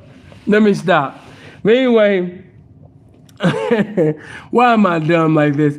But anyway, the young people was listening to that. And because the young people were sitting over there listening to that, you know, you had young guys that saying, ooh, I want to be a pimp. You know, they saw after Pimps Up, Hoes Down, you know, an American Pimp, you had so many young people said, man, I want to be a pimp, man. I remember my nigga Eric, we had summer jobs for Dunbar Vocational High School, low end. And this the summertime, this is after my freshman year, so it had to be, I want to say this was like either, man, was it my freshman year or was it my sophomore year? But anyway, it was like the summer, I want to say this was the summer of 2000, you know? And this is when American Pimp had really had an effect on the minds of the youth, you know? American Pimp had an influence on the minds of the youth like heroin just coming in the community. Real talk. I'm about to just show you how the effects of these documentaries, the effects of these visuals that had a lifelong effect on the minds of our youth who didn't have fathers in the home, who didn't have uncles to tell them this or that, who didn't have a big brother around, that didn't have somebody in the community that had the each one teach one, you know what I mean, you know, theories in their head, the teachings, that doctrine that they went by. You know, they didn't have a lot of each one teach one motherfuckers in their community. So they looking at TV, they looking at things that they see in the streets as influences on what they wanted to be. So, man, I remember my nigga E, he was like, man, I'm about to, man, I don't know if I want to even continue. This was his exact words. He was like, man, I don't even know if I want to graduate. He was getting ready to go into his senior year, you know, and this was the summer, so he had just got through with his junior year. He's like, man, I don't even know, man, if I want to complete school. They're like, what you talking about? I'm like, man, he like, man, I'm thinking about doing some pimping. Y'all seen American Pimp? And he's like, some had seen it, most didn't. He was like, man, when you niggas see American Pimp, man, you gonna rewind and rewind. He said, man, I done watched that shit. I remember every word. He said, man, I done watched that shit 8 times already. He said, I done watched that shit 8 times already, man. He said, and I just can't get certain shit out of my head. And I'm, you know, at the time, I'm gonna be 100 with you. I'm living for God at the time, but after we used to do work outside, they used to allow us to come into school, and we'll go to a certain room. I forgot the name of the room, but we'll go to a room and we'll sit down and we'll just be chopping it up. You know, I'm here to get paid. You know, I'm a man of God, but you know, I ain't speaking too much. They know me, but I'm not getting indulged in them conversations. But I couldn't help but hear. Okay, there we go. You know, he was like, I remember, he was like, man, you know what I mean? It was this dude, Fillmore Slim. And I'm listening. They having a conversation, you know what I mean? But I'm listening, you know? And he like, man, y'all got to see this dude, Fillmore Slim, man. Man, that nigga Fillmore Slim, man. Man. Y'all don't know how cold this story was. They was like, what happened? He was like, man, he went from, you know what I mean, San Francisco, and he came, man, you know, to Hollywood. In Hollywood, this was all the, you know, big pimps, man, they was pimping at.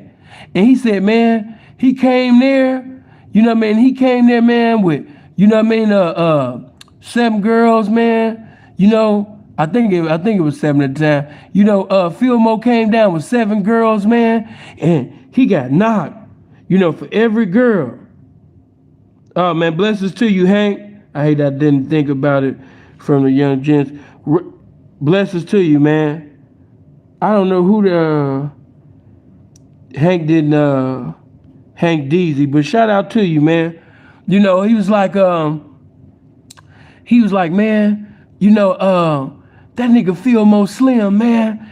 That nigga Fillmore, he's like, man, that nigga got knocked for every bitch. And you know, I'm saved at the time, and even I'm glued to the conversation. I was like, man, he went to a different spot and he got knocked for every girl. And you know, all the young people, we all in the classroom glued to the conversation. You know what I mean? As if it was some cold shit that we had never heard of before, baby, because we haven't. And he's like, man, he got knocked for all of his women, man. And the pimps, man, they was clowning, man. All the young pimps, you know what I mean? They clowned him like, yeah, man, what you gonna do now, man? We got you for all your girls. What you gonna do now, Fillmore? And man, we thought, you know what I mean, it was over. He's like, man, I'm watching. And he said, man, I felt bad for this dude, Fillmore, man. He said, man, but that dude, Fillmore, he went to that phone. And when he went to that phone, he got on that phone, man, and called 7 other women, man, to come over there, man, and meet him in Hollywood, man. And everybody was like, wait a minute. He had 7 other girls? He said, yeah, man. The first 7, that was just the base walkers. In other words, that was just his bench. Them wasn't even the starters. Yeah, man, they wasn't even the starters, man. He just brought the bench out there, man. That was the second string hoes. And everybody in the classroom thought that they was fun. We thought that was funny. And I had to turn my head, you know, to the window, because even though I'm listening to it, you know what I mean, I had to turn my head to the window because, you know, I ain't want none of the young. Okay, there we go. You know what I mean? It was the way that Eric said it, man. You know, Eric was like, yeah, man. You know what I mean? He said, man, that was just his second string of hoes, man. That was just his bag up, man. You know, he about to bring the starters there tomorrow. And he said, man, he had another 7 hoes down, and none of the pimps, man, was able to get them broads, man. Them broads stayed in bounds with Fillmore and paid him, man. And you should have seen the eyes of the young people as he was telling this story. You know what I mean? It was almost like seeing Michael Jordan dunk for the first time. It was almost like, you know what I mean, the 3-pointer that Ray Allen hit You know what I mean, against the Spurs. That's how cold this moment was, man. That nigga sat up there and said, man, yeah, man, them hoes, man, they stayed down for him, man. They didn't budge, man. You know what I mean? That's how he got his respect in the town, man. And so that story amongst the young people in Chicago at Dunbar Vocational High School on the low end, man, we was laughing, man. And then he said, man, he just went on to like explain all the roles. He said, man, and y'all got to check out, man. You know what I mean? This dude, man. You know what I mean? At first, I didn't think he was a pimp because all the other pimps, they was looking classy. And you got this dude named Charm, man. You know what I mean? He was riding in the Benz in Hawaii and he playing golf. You know what I mean? And all of this shit. He said, man, but it's this dude named C-Note. He was like, man, it's this dude named C-Note, man. And, you know, the bitches, they was in the phone booth. And then nigga C-Note was like, come here, bitch. Did you hear what the fuck I said? Then, excuse yourself. I thought so. You know, and you have to understand, this is young people watching this. That's not even 18 years old. You know, so this ain't to shine a light, you know what I mean, on C-Note and different other ones that was in different films and shit. But I want you to understand that when people sing Snooki, when people sing people like C-Note, you know, and I'm pretty sure if I was to think about other characters, you know what I mean, within, you know, different films, when they thought about, you know, these type of guys, a lot of guys said to themselves, I want to be that person. When they looked at Snooki, niggas said, I want to be like him. And when they seen C-Note, they was like, I could do that. I could do that. I could do that. Yeah, I could do that. You know, I want you to understand the thoughts at that time. Because even though Ken had the mouthpiece and was well dressed and had the jewelry and was popular and things like that, niggas wanted to talk like Ken, but they wanted to mash like Snooki though. They wanted to be Snooki. When people sing Snooki, they wanted to be like Snooki. When people sing C-Note, that gave the confidence to niggas that didn't have one P-bone in their body to say that I could do this shit too. I could do this. You had GDs, BDs, Crips, Bloods, Stones that seen, you know, that particular level of the game, and after seeing it, they was like, oh, so it's niggas like me out there. Everybody not wearing suits.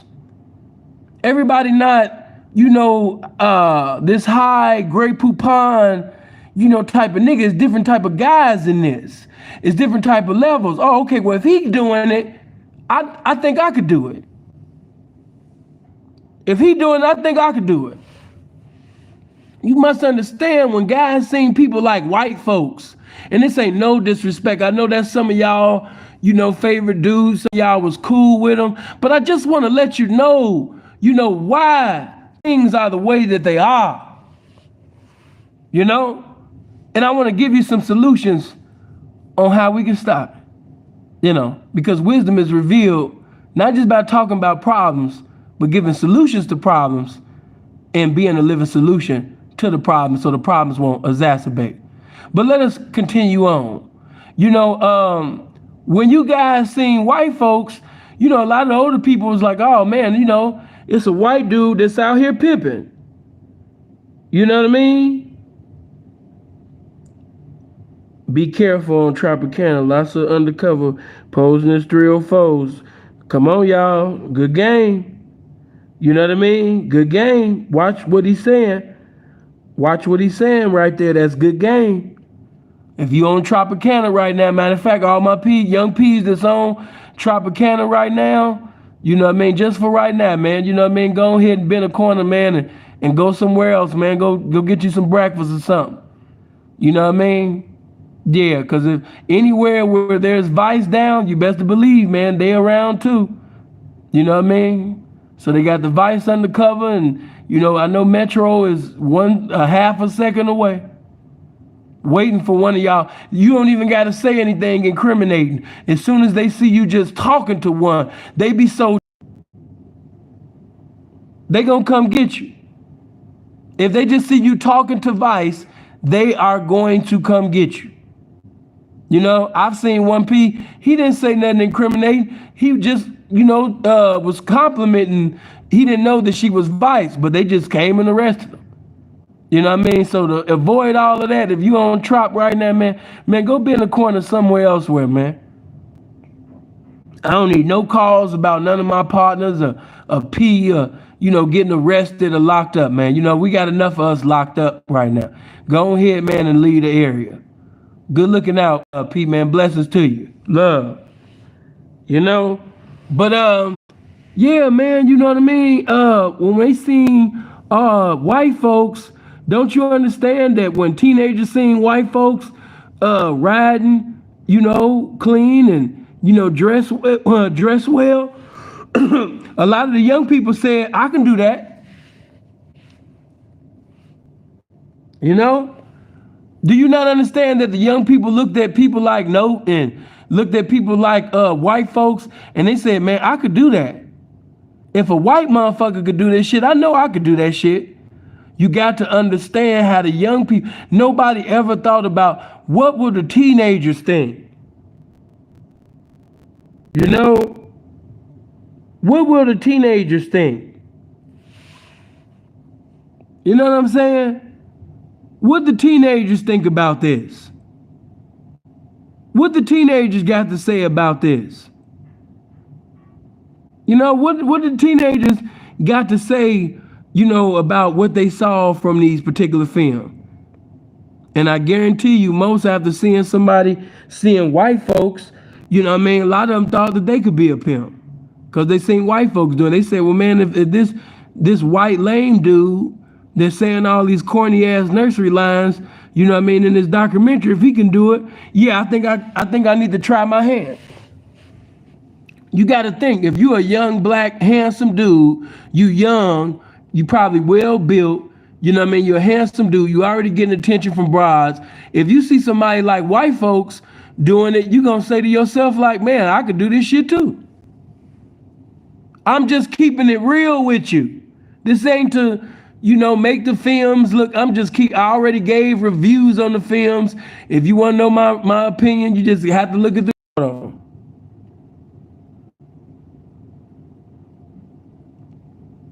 Okay, there we go. You know what I mean?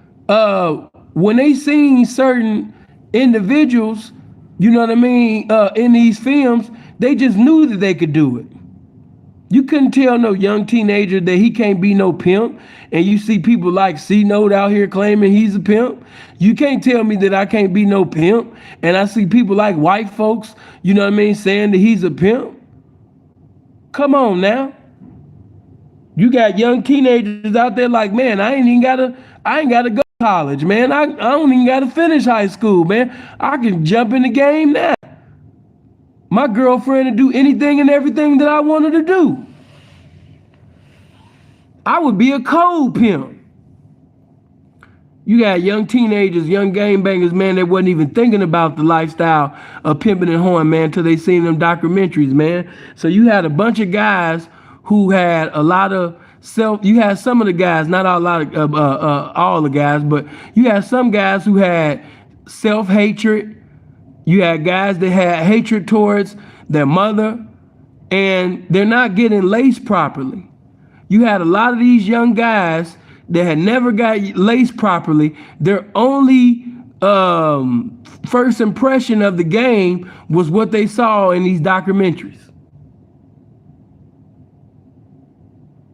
You know what I mean? They favorite thing was, what they seen in these documentaries. After seeing white folks, man, if this white man could get clean and he got hoes out there, and I'm just gonna give you what the young people think. Young people be like, man, white bitches, they easy. I know a fat white girl, she liked the shit out of me. Man, she sucked my dick every time she see me and give me her check. I might have to start pimping on this fat ass white girl. And let her know that, she can make more money, fucking with me than sitting over there, working at Bennigan's. I'm gonna have to tell this fat bitch to stop working at Bennigan's. I'm gonna have to tell this big bitch to stop working at Leona's and be my hoe. And she been wanting to suck and fuck on me anyway. You know what I'm saying? You know what I mean? She wanted to fucking suck on me all day anyway. She already calling me daddy. She already, you know, I'm wasting time, man. You gotta understand, a lot of them teenagers seeing some guys, a lot of the young teenagers seeing guys in them documentaries, and they was like, man, this nigga sounds stupid. Or this nigga ugly as hell. So I know if his ugly, stupid ass can do this shit, I'm over here handsome, I'm intelligent, I got a big ass dick, I talk good, I smell good, I dress good, I'm riding good. Like, why wouldn't a bitch want to sell her pussy for me? Not understanding that, you know, you have a lot of pimps in the game that people wouldn't consider to be attractive. You know what I'm saying? They're not what you would consider to be handsome, but these are authentic participants of the lifestyle. So you have so many young people looking at the participants in these documentaries, and it was a setup for a lot of our young black men, you know, to do centuries in the penitentiaries because they seen these documentaries. They seen the participants in that, and they said, if he could do it, I could do it too. You know, they had got their confidence from looking at the documentaries. I'm gonna give you another reason why we got so many young black men, you know what I mean, that's locked up in prison and will never see the streets again, you know, because they wanted to be a pimp. And now they in prison for the rest of their life for impersonating a pimp. Wasn't never really laced about this pimping. Let me give it to you like it is. It wasn't just the documentaries either. I'm gonna give it to you raw. It wasn't just the documentaries. You know, the documentaries, of course, had a lot to do with it because the documentaries went in the homes of a lot of our young people that never was thinking about no pimping, never had a clue of what it was. They thought that a pimp, when they thought of pimp, they was thinking of pimp my ride. They wasn't thinking about none of that shit. And to them documentaries, to them VHSs, and to them DVDs got played in their home. And them seeds of ignorant and belligerent, fraudulent, you know, behavior. Guys, you know, driving rentals as if basically, you understand me, this was their thing. And, you know, husbands, active husbands, acting like they was active pimps. You know, they didn't think about how these young teenagers, you know what I mean, would think that these Oscar Award performances that's in these documentaries, that you know, they think that's the true depiction of the game. You know what I mean? So it wasn't just the documentaries, it was also our music. You got to look at the music. You know what I mean? Was Snoop Dogg ever this pimping? No. But this Snoop Dogg influenced a lot of the young niggas to want to be, you know what I mean, pimps. Yes. There was a lot of Crips that basically got influenced to want to be pimps because they seen Snoop. They actually thought that Snoop Dogg was a real pimp. A lot of people that saw Bossing Up, a lot of people that heard different songs, they actually thought that Snoop was an actual real pimp. They seen Snoop in interviews say, "Thou shalt not love a hoe." So because Snoop said, "I don't love them hoes," and "thou shalt not love a hoe," you know, a lot of the young people, they looking at Don Juan, because if you don't know true, authentic, you know, legendary pimps or pimps, you know, that did pimping in the ancient times, and you just going by what you see on Instagram, if you just going by what you see on Facebook, or if you're just going by what the buffoons next to you is telling you, yes, you're going to think that the greatest pimp that ever lived was Bishop Don Magic Juan. So everything that Bishop say out of his mouth, you're going to take it as the irrefutable and contestable word of the game. As if he had never sat up there and made no mistakes or nothing. So, you know what I mean? By Bishop being praised and exalted by celebrities and people that's popular within urban communities to be the top pimp of all pimps, the king of the pimp, you know, and he also got Snoop Dogg, you know what I mean, his young, you know what I mean, nigga, his young partner, you know, with him, and Snoop, you know what I mean, getting game and stories and influences from Don, and he putting it in the music. But yet you still got Snoop talking about thou shalt not love a hoe, and we don't love them hoes. So now you have young people not only watching documentaries, but hearing songs that say we don't love hoes and thou shalt not love a hoe. And then we hear Don talking about stick whooping, candle whooping, building whooping, house whooping, stove whooping, boxing whooping, God whooping, gang whooping, troop whooping, nation whooping, family whooping, knife whooping, M16 whooping, Draco whooping, you understand? The 40 cal whooping. Hold on. Let me say it. Army whooping, Marine whooping, Navy whooping, you know what I'm saying? Navy SEAL whooping. You know, just all type of whoopings. You know? So with that shit being said, you know, you think that I have to beat this bitch. You conform to a behavior because you're deceived into thinking that this is the right behavior that I have to conform to in order for me to be a true, respected, authentic pimp. This is what happens when young people don't get laced with the true game. This is what happened when a young nigga slips on a banana peel into the game with a girlfriend prostitute giving him distributes out of her pussy because she like him. And now, you know, he got a Cadillac. He got an attractive young bitch that like him. You know, he listening to, you know, Sugar Free. And Sugar Free got some of the coldest pimp songs that has ever been created. But Sugar Free also got some songs that ain't so cool. You know, because Sugar Free gonna sit up, Sugar Free gonna talk about throwing a bitch off a building and all type of shit. And, you know, our young people be getting high. Our young people be getting on these drugs. So we have to understand that we have young people, you know what I mean, that's getting high off drugs. We have young people getting high off drugs, listening to the music, that's watching these documentaries. What have we given birth to? I want to ask a question to the veteran pimps, to the ancient pimps, to the ancient veterans of old. What did you give birth to? Was it worth it? It popularized, you know, your campaign was better. I mean, for selfish reasons, I guess, hey, you did your thing.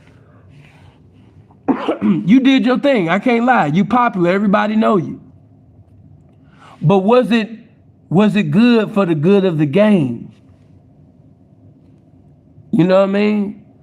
For these children that's drinking and smoking and getting high on all type of drugs to see these documentaries and to hear these type of songs, and their mind is already fucked up, and with these minds that's already fucked up, interpreting what they see. What have we given birth to? What have we given birth to? Who are these young people? You know, you got so many old niggas. Oh man, you know, fuck these young niggas, and they heartless towards the young generation. You know what I'm saying? They don't care for the young generation, not even understanding that a lot of the niggas that they don't like in the game, and you know, they talking about back in my day and all of this shit, but you created this. With your you with your thirst and hunger, you know what I mean, to be popular, for your thirst and hunger for attention, you created this.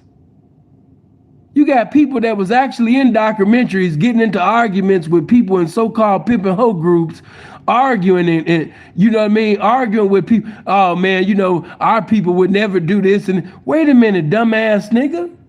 The irony. What? What? You created this. You allow gangbangers and strangers to creep in from the back door. Them documentaries open doors for strangers and gangbangers and funky ass niggas that got hygiene problems that don't take care of their teeth to come in from the basement, you know what I mean, and try to sneak upstairs and try to say they a pimp too. You know, Philip, I appreciate you for the $5. And see, that's another thing. And shout out to Bradley. But I'm going to bring that up too. You had some that I'm just going to keep, I got to keep this shit 100. I'm glad you brought up Bradley. But look, watch this.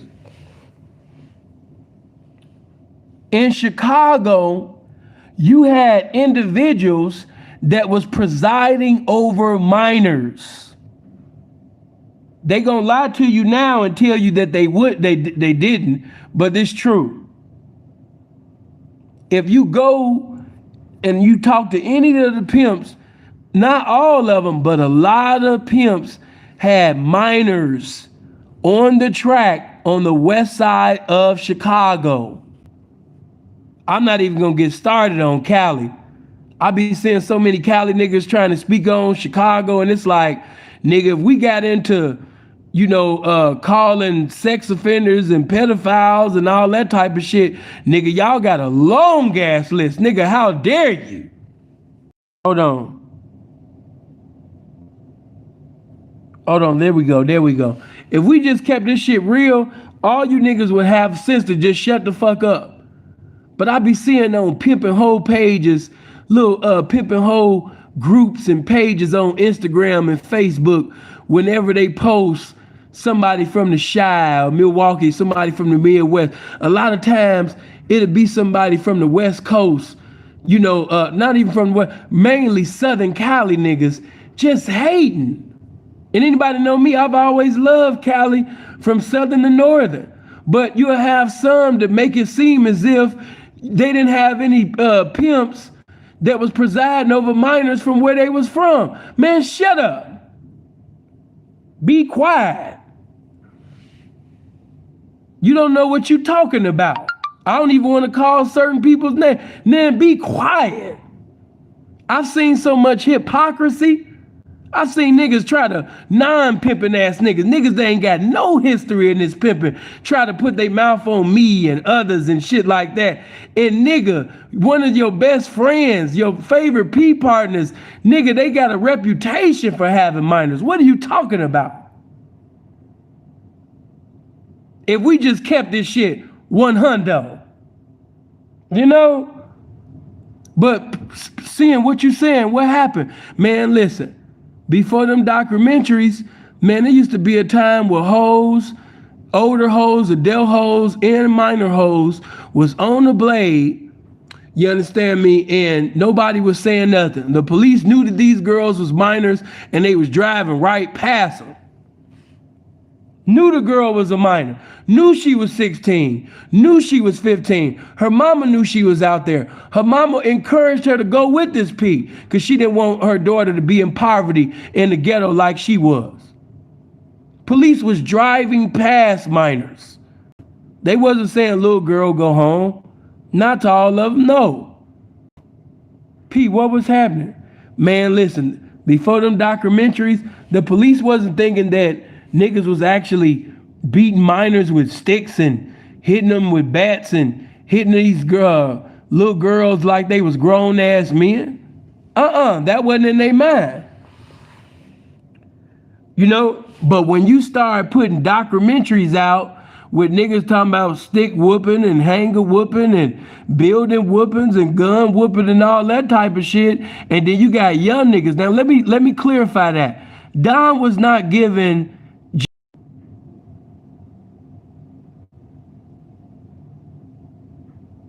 Yeah, Don wasn't encouraging young people to get into criminality. No, he was talking to adults. But reality is, teenagers did see this. GDs did see this. BDs did see this. Stones Vice Lords did see this. Crips and Bloods did see this. Young people that wasn't even thinking about this did see this. And they seen them statements that he said. And you must understand that when you say something out of your mouth, everybody gonna comprehend it in a different way. You know what I mean? So you got these young people that's getting their own interpretation from what's being said, and they go into the streets and they lacing come from an Iceberg Slim book, or their lacing come from Pimps Up, Hoes Down. Their lacing come from a Snoop Dogg song. They lacing come from a Mac Dre song. They lacing come from a Sugar Free song. What do you expect? What have we given birth to? What we give birth to, man? You know, what did you expect? How did you not expect for this to be a perverse generation? How did you not expect each generation to wax worse and worse with everything that's been going on? How could you not? You know, see, the way you interpret things, the way an adult interpret things, that's not promised that that teenager gonna interpret it the same way. You know, and the way that you interpret things and the way you conveying things, them adults may have been able to comprehend what you were saying, but it's gonna be some 23, 25-year-olds that don't have the correct comprehension of what you conveying and saying. So we had some young gangbangers that was watching these documentaries and hearing these rap songs and seeing simps that they thought that was pimps in their community. And now these niggas got inspiration to want to become a participation in the game now. 23, 24-year-old niggas having 13 and 14-year-olds, 12 years old, knowingly, not no fake ID, not no I'm this, I'm that. No, they knowingly knew that these girls was minors. But they didn't think nothing was wrong with it because a lot of them seen that part in American Pimp when Bradley was saying, you know what I mean, a pimp might have to come through there like the, you know what I mean, okay, there we go. You know, there's a lot of young niggas, a lot of teenagers, a lot of 20 and 25-year-olds, a lot of 30-year-olds, you know, that seen when Bradley was like, you know, a pimp might have to come through there, you know, like the Mighty Wolf of London, and, you know what I mean, sit up there and see what he can find around there, you know, all type of shit, children of the night, and, you know what I mean, bitches on skateboards, and, you know, and when he said this, the Hughes brothers was laughing. Didn't nobody say, hey man, what you mean by children of the night? Didn't nobody say, hey man, what you, hold on. Give us a little understanding of what you mean when you said children of the night. What's that? See, and this ain't to shine a light on Bradley because Bradley was known for having grown women. I don't know if he might have had a minor, but you must understand different eras, they was having minors. This is the truth. This ain't just in the game. This is outside the game. All that shit they trying to do to R. Kelly. Nigga, Aaron Hall was having minors before R. Kelly even had a minor. Truth be told. Aaron Hall was been having minors. His baby mama, who is fine as hell, she's gorgeous, she's a video vixen. But when Aaron Hall fucked her, I think, I'm trying to remember Aaron Hall's baby mama's name. It'll come to me. But anyway, you know what I mean? Aaron was well in his 20s, man, when he fucked her. And he knew she was a teenager. But this is a different time. Wasn't nobody thinking like, oh, I'm 24. I can't fuck her because she's 16 going on 17. No. Gloria Velez, right. Gloria Velez. You know what I mean? She was a minor at the time. She wasn't no adult. You know what I mean? I could go on and on and on, man. You know, I could take it all the way back from the Marvin Gaye days to the Smokey Robinson days. You know what I mean? All the way to the Jackie Wilson days, man. You know what I mean? That was a different era. But, you know what I mean? What really, set up there, hold on. What really set up there, you understand me, and made them people get on the pimping from messing with the minors. You know what I mean? I'm going to just come through the door with this shit because some of your favorite legendary pimps, they had minors and kept them for 15 and 20 years. Okay, there we go. You know what I mean? Not all, but some. And for those that want to say, oh no, not my crew, them was the main ones. But anyway, what really shined the light on it was the fact that a lot of these dumb Ritalin baby ass niggas was watching these documentaries and hearing these rap songs, and they set up there. We gotta remember, this is their only lacing. They don't have a older veteran, authentic pimp as their mentor. Everybody ain't have a pimp as their daddy. Everybody didn't have a pimp in their family as their uncle or cousin. So they only lacing, their only perspective of the game came from a fucking documentary and a fucking rap song. So what did you expect? You know what I mean? Douglas, appreciate that 5. But what did you expect? You know what I mean? They getting it from a rap song and they getting it from a documentary or an Iceberg Slim book. What did you think what was going to happen? What did you think what was going to come out of this? What do you think we was going to give birth to by doing this? So you had many young GDs and BDs and Stones and Vice Lords, Crips and Bloods, you know what I mean, hearing songs and being influenced on what they seen in Pimps Up, Hoes Down, American Pimp, Cross Country Pimping, and you know what I mean, shit like that. And then you had these niggas sitting over there going upside a bitch head.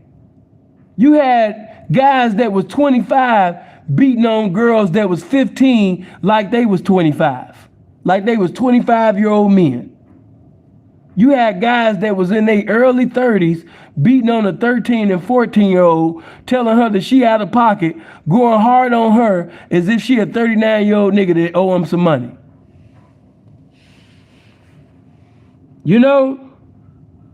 So I just have to keep it all the way G with you. I got to give this game to you like it is. I know 1P, listen, rest in peace. But one of my, and I love him to death, but watch this. I'm glad of the wisdom that I have now. And I'm glad that I didn't hear this story in 07. Because if I heard this story in 07, as wild as I was, hold on. There we go. Simple was pimping like there was no law.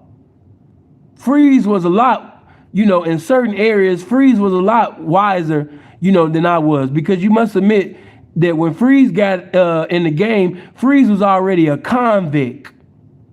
Freeze was 26 and was already a convict when he got into the game. I was 23 years old and had never been arrested before. You know what I'm saying?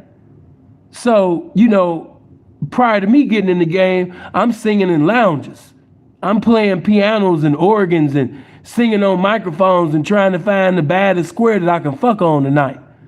That was my lifestyle.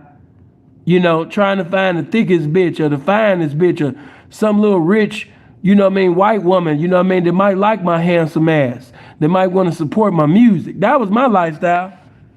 But Freeze was already hustling. He was hustling before he was in the lifestyle. So his perspective on a lot of things, was a little ahead of mine. Times when Freeze would try to tell me to slow down or say something to me, even though he was older than me, in my mind, he my little brother, man. You don't tell me nothing, man. Man, I'm SinFulTheP, man. Don't nobody, man, shut up. So, that's my brother, but man, shut up, man. You don't tell me nothing, man. You shut up, man. You know what I mean? I'm SinFulTheP, man. You know what I mean? Nigga, it's SinFulTheP featuring the pimps, nigga. Sinful the P and the pimps, nigga. You don't tell me nothing, nigga. What's wrong with you, nigga? But you know what I mean by that is pimping like the law didn't exist. Hey man, you know when I told y'all how crazy I was after T-Mac had told me, you know what I mean? Hey man, them bitches that you be getting out of pocket, yeah, cause I was silly.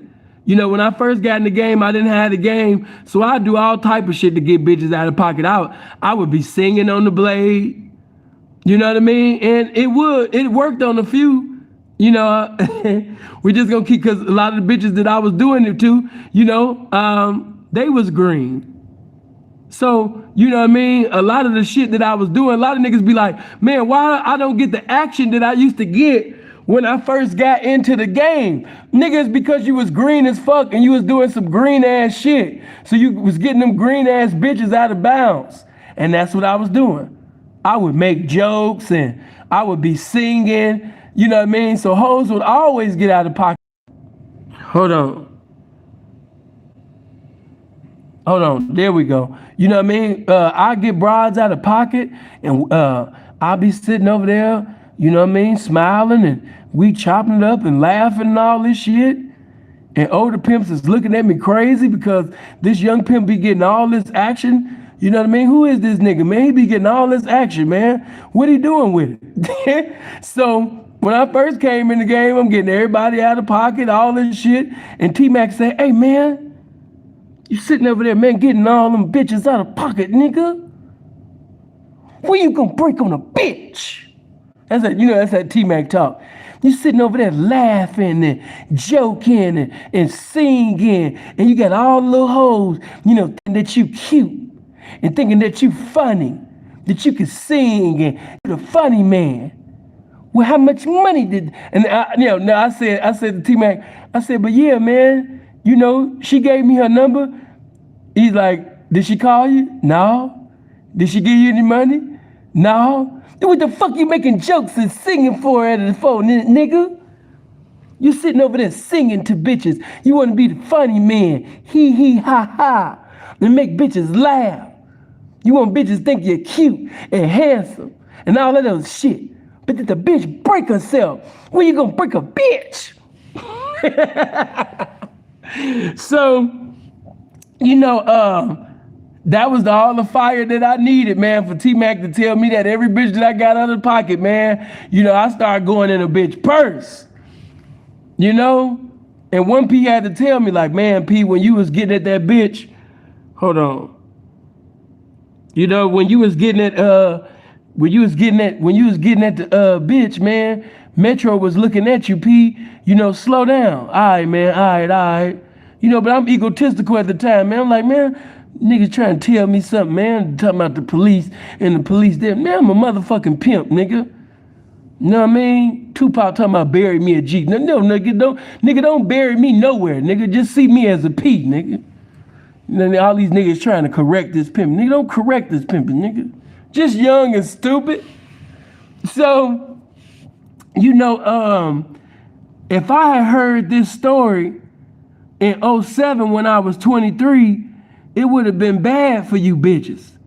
But this one older P, he told me, man, see, this is when the laws allow pimps to just be crazy, man. But this is when one of my older P partners, man, you know, he was young at the time, but a bitch had got disrespectful with him.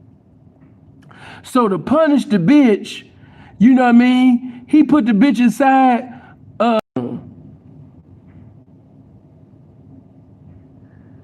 Nigga, this real shit, ain't no motherfucker bossing up, nigga. What's wrong with you, nigga?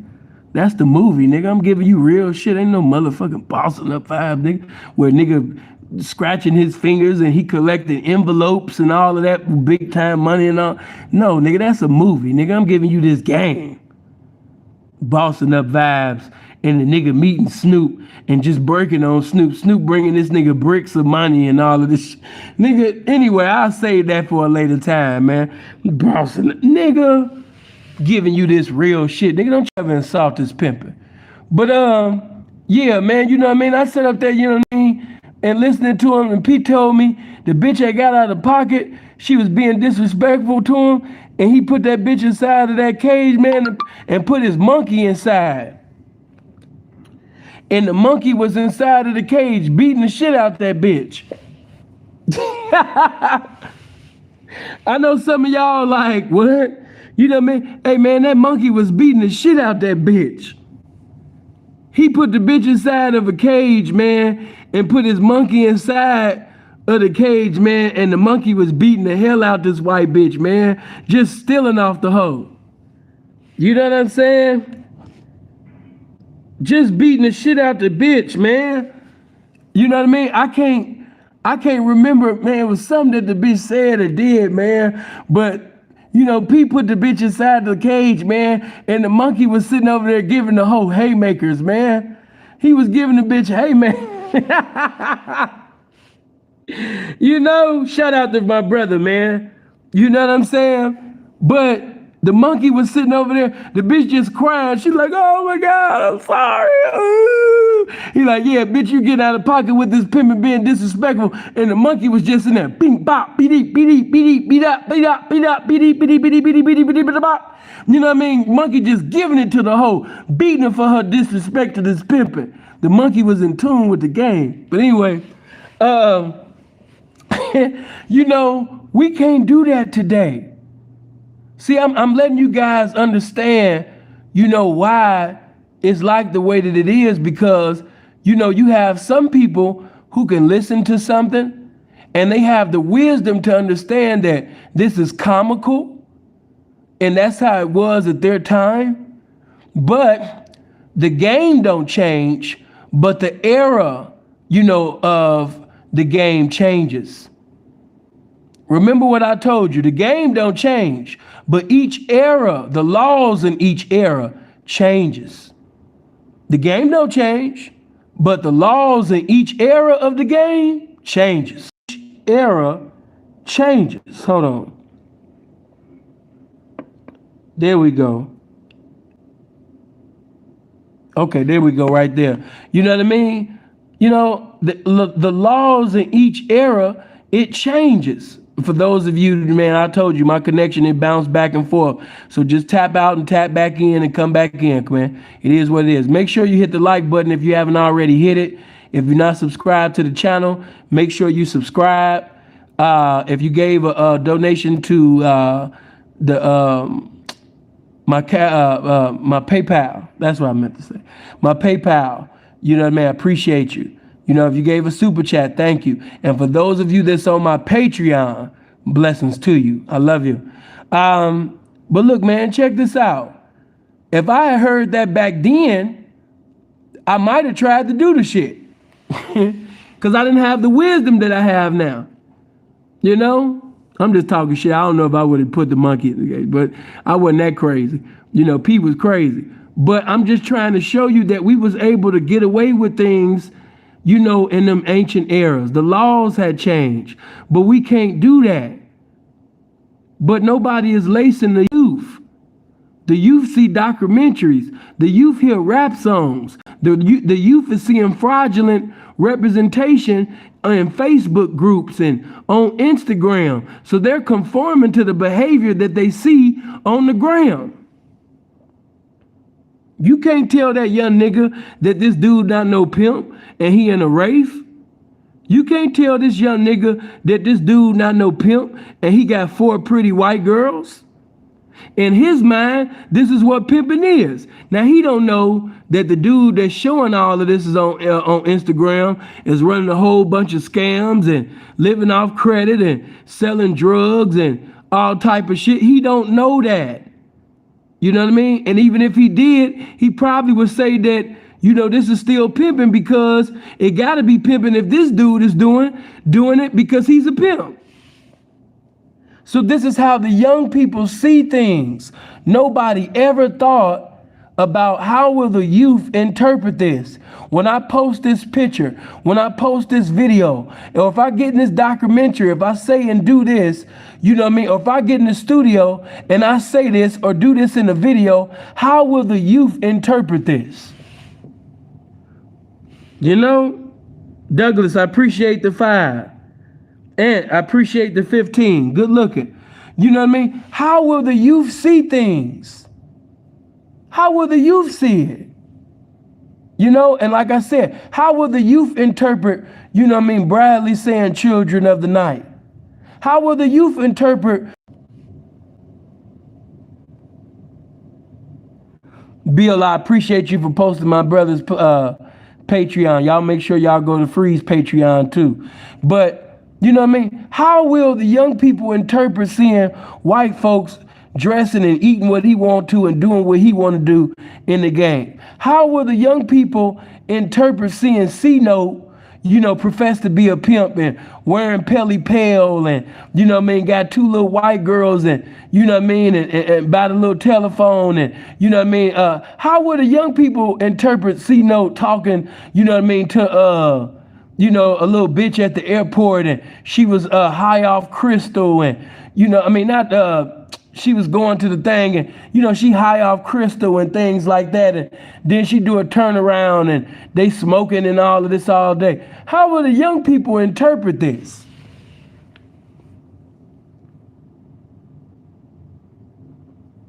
You know, how will the young people interpret this? How will the young people see this? How will the young people define this? How will this influence the young people? What have we given birth to? Who have we influenced? And what have we influenced them to do? Were they properly laced? As I've often always say, you can only conform to what you informed about. You can only perform to what you informed about. These young people were not properly informed. These young people were not properly, you know what I mean, taught about class, about elegance.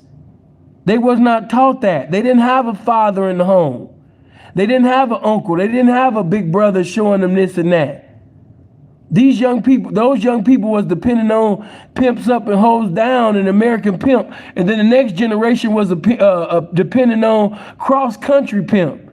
And now the new generation, they depending on Instagram and groups on Facebook.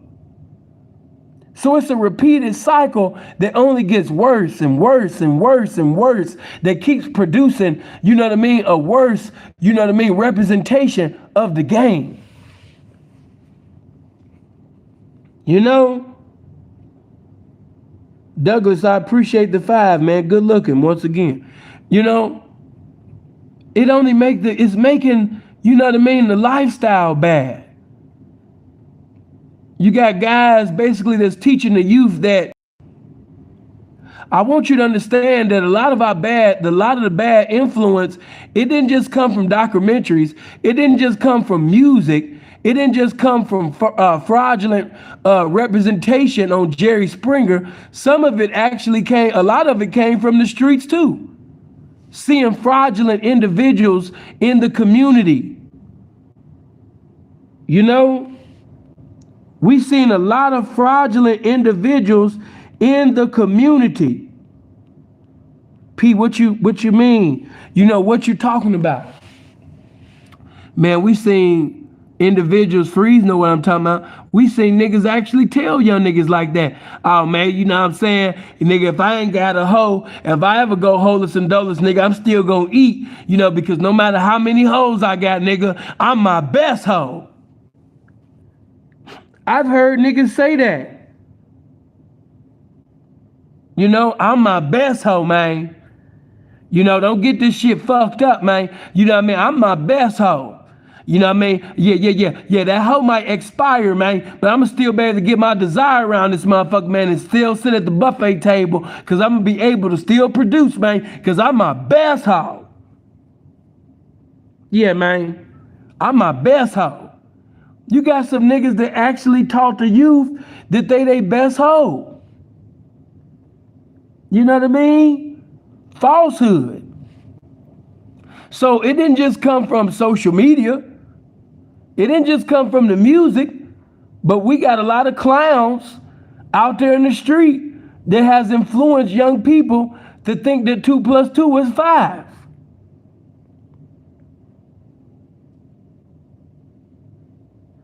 You know, you got some people that actually think that a pimp will sell his own ass. You know, now I'm here to tell you that if you ever heard that a pimp will sell his own ass, bitch, that's a lie.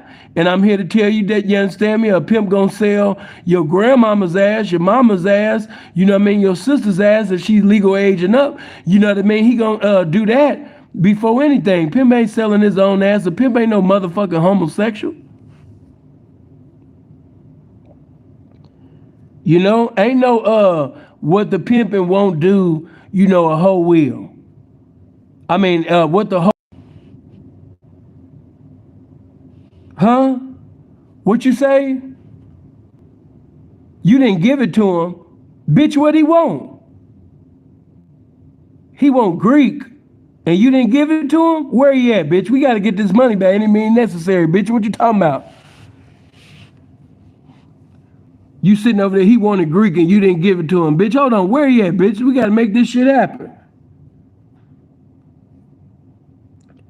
Man, appreciate that, man. Good looking for the 10, bro. Appreciate that. Blessings to you. But, man, where he at? Where he at right now? No, bitch, there's no pimp that's doing that. They know if the hoe don't want to catch the date, the pimp got to fill in.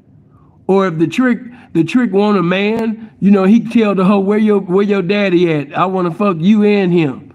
And the bitch be like, daddy, where you at? Oh, man, I'm just out here with my pimp partners, man. Just out here pimping. You know. You think you can come by here? Because he said he want me and you. What? You know what I mean? Did you tell him how much it is? Yeah. He said that he want to sit up there and fuck both of us. Oh, okay. Yeah, I'm on the way. I'm coming through. No, ain't none of that going on. Ain't none of that going on. The pimpin' ain't the best, the sixth man of the year, bitch. The pimpin' ain't Vinny the Microwave Johnson coming off the bench and he heat things up with the trick for you. No. Pimpin' don't do that. Touch your neighbor and say, pimpin' don't do that. You know what I mean? And if you involved in that, you involved in some shit that ain't got nothing to do with this game. That has absolutely nothing to do with this lifestyle. We don't got nothing to do with that. Pimping ain't got nothing to do. Pimps are not involved in no homosexuality. If you know a dude that's messing with a transsexual, he fucking a transsexual, he fucking a homosexual, the way that he got that Ferrari and the way he got that convertible was presiding over these transsexual, bitch, I'm here to declare to you today, he is not a pimp. He's not a pimp. I don't want to hear that, oh man, you ain't got to break them off to break them. Yeah, I don't want to hear them because if you break them, you'll break them off. Because, you know what I mean, if the devil will anoint that transsexual, the devil will anoint that transsexual to make $3,000 to $5,000 a night, and that nigga that said he never would and never will, he already kicked the door open once he broke that transsexual for the money. The devil will anoint that motherfucking transsexual to get into a continuity of making big currency on a daily. Homosexual producing 3 to 5 racks a night. And that punk gonna sit up there and tell you,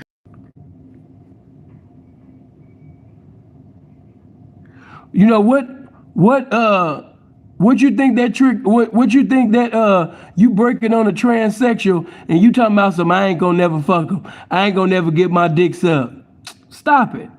If you would take money from a transsexual, if you would take money from a homosexual, then you would fuck him. You would bend his ass right on over. You'll get your dick sucked. You're going to try to get that man pregnant. If he making 3 to 5 racks a night, I ain't trying to hear that shit. You know what I mean? If you would break on a transsexual, you would fuck him. You would marry that nigga. Pimps have nothing to do with transsexuals. Pimps have nothing to do with homosexuals. Pimps have nothing to do with homosexuality. Pimps do not want the currency that comes from homosexuality. Bitch, I'm cool. Ain't none of that going on. Ain't none of that going on. We not involved, bitch, in none of that. Ain't no homosexual activities going on, bitch. No, I don't even want that money touching my motherfucking hand. Don't even got a desire for it. So y'all listening right now, you might be like, damn, P, what you mean? Listen, we have some individuals who have been laced by the wrong people. You have people in the game that actually think that breaking on a homosexual is cool, breaking on a transsexual is cool, presiding over transsexuals is cool, selling drugs is cool, beating women like they grown ass men. They think that's cool. You know what I mean? All type of shit. Living a double life, they think that's cool. Having girlfriends on the side, the hoe putting her life in danger and sleeping with strangers, and he got a girlfriend on the side, or he got a wife on the side, he got a whole fucking family and shit on the side, living a double life. You got these type of niggas. And the reason why they think that it's cool to live a double life, the reason why this nigga might think, that it's okay, to say that he's his best hoe is because he heard another nigga say, when everything fails, I'm my best hoe. These young people ain't doing nothing but repeating what they heard and seen. They being influenced. These are learned behaviors. And I want to ask everybody that was in Pimps Up, Hoes Down, guilty. Everybody that was in American Pimp, guilty. Everybody that Cross Country, guilty. Matter of fact, Cross Country Pimp come later.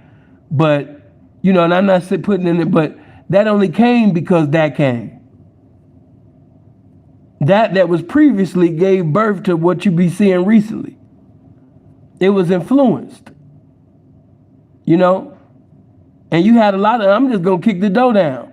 Blessings to Maroy, rest in peace. But everybody in them cross-country DVDs was not no Roy, rest in peace. But everybody in them cross-country DVDs was not no motherfucking pimp. All right? Let's get that straight. Everybody in them cross-country DVDs was not no motherfucking pimp, man. You had dope dealers and scam artists and baby daddies and rappers and boyfriends talking about this pimping. You know what I mean? All type of niggas, man, talking about this pimping. Everybody that was in them films, man, was not this pimping, man. Don't be fooled by jewelry. Don't be fooled by cars and suits and all of that shit. Don't be fooled by that. Don't let the appearance be the interference of you seeing the irrefutable truth of this game. It was a lot of Oscar award winning acting, man, in some of them cross country pimping DVDs, man. Sin gonna tell it like it is.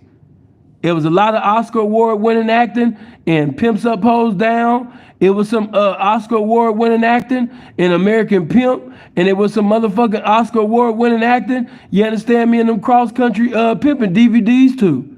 If you want to keep this shit all the way 100. Because everybody, that was in them DVDs was not pimps. Some people really didn't have a right to speak on this pimping. One of the dudes that was in one of them cross-country DVDs, he ended up being a snitch. The nigga that's on the cover of American Pimp, the very cover of American Pimp, is a fucking snitch. That's Snooki. The cover of American Pimp is a goddamn snitch. A snitch is on the front cover of American Pimp. He didn't have no role. It was nothing but really just pictures shown, but he's on the cover of it. How are these classics? How is this a correct lacing? How is this properly introducing the youth to the game when their introduction of the game was a film of a snitch getting a Pimp of the Year award? How is this a proper introduction to the game when their introduction to the game, a snitch, was basically on the cover of American Pimp? Later on in the cross-country DVDs, I think it was the first one or the second one, one of them niggas is telling. He was telling. He's in niggas' paperwork. He wasn't even a pimping. He was a hustler. He ended up selling drugs and some more shit. We used to be cool at one point till I found out what I found out. I don't hate him, you know what I mean? But I can't fuck with him. And we used to be tight. But I know for a fact that nigga telling because he admitted to me that he was telling. You know what I mean? Cadillac from one of them cross country. I know Cadillac was one of them cross country. He the one that came to me with the shit. You know what I mean? Well, no, he didn't come at me with the shit. The nigga came to me with the shit because he had heard that Cadillac was mentioning his name. Excuse me. Got to get that right. You know what I mean? But how is this a proper introduction to the youth about the game? No. You must understand what we saying, yeah. You know, this was somebody that I once had a liking for and once had a love for. But I hate and abhor what he done. We can't have no fellowship with one another. We can't. I done lost all respect for him. You know what I mean? I really wish that he'd leave. Listen, man, for all of you that ever told before in your life, if you a snitch and you know you a snitch, leave this street shit alone. That's the best thing. Man, you know, I want to be in the game. What can I do for the game? You know, I'm going to give you the same answer that Denzel Washington gave in the movie Malcolm X to that white girl that said she wanted to be a help to the Nation of Islam. And she said, you know, I've heard your speeches. How can I help? I'm going to say the same thing Denzel said in the movie. Nothing. Nothing. You know what I mean? Nothing. You can't do nothing. Leave the game alone. If you know that you're a snitch, if you know you're told before, if you know you're the reason why somebody is in a correctional facility for an eternity right now and they'll never see their liberty in society. But yeah, this was somebody that, man, was once, I thought this dude was a stand-up dude, man. Had me fooled, man. Nigga was telling. You know? So no, none of those documentaries is a proper introduction to the game. None of the documentaries that you guys seen, none of them was a proper introduction to the game. It had some game in it. It had real pimps in it, you know, but no, there's something wrong in all of them. You know what I'm saying? There's something wrong with all of them. But P, I read Iceberg Slim. That's why you fucked up. P, I seen Pimps Up, Hoes Down. That's why you fucked up. P, I started pimping once I saw Pimpin' Snooki's movie. That's why you fucked up. What have we given birth to? Listen, later on today at 5 o'clock EST time, I'm going to open up the phone lines and allow you guys to question, make statements, debate, argue, whatever the hell you want to do. You will have the opportunity and liberty to do that at 5 o'clock EST time today. And before I open up the phone lines, I will give you some more statements. But as of right now, I don't want to make this video too damn long. I don't want to make it too long. You know what I'm saying? But yes, you know what I mean? That's why a lot of you guys are fucked up, because you got the game from people that was fucked up. Just like I told you, I used to think that the game was whoever could tell the best lie, because I got that from a liar. They got it from another liar. They got it from legions of liars. And once I got the revelation of the game, that it had nothing to do with a lie, that it had nothing to do, you know what I mean, with all of that cornball, behind the wall, underhand ass, cunning, manipulating, getting at my friends' bitch behind my friends' backs and all that type of shit. Once I found out that all of that goofy shit was contrary to the truth of this game, once you see the light, you got to walk therein. And that's what I did. And that's why the game is using me for those of you that's actually was called and chosen to actually participate in manhood, participate in the lifestyle or whatever lifestyle. You can do it properly. You can do it righteously. You can do it accordingly.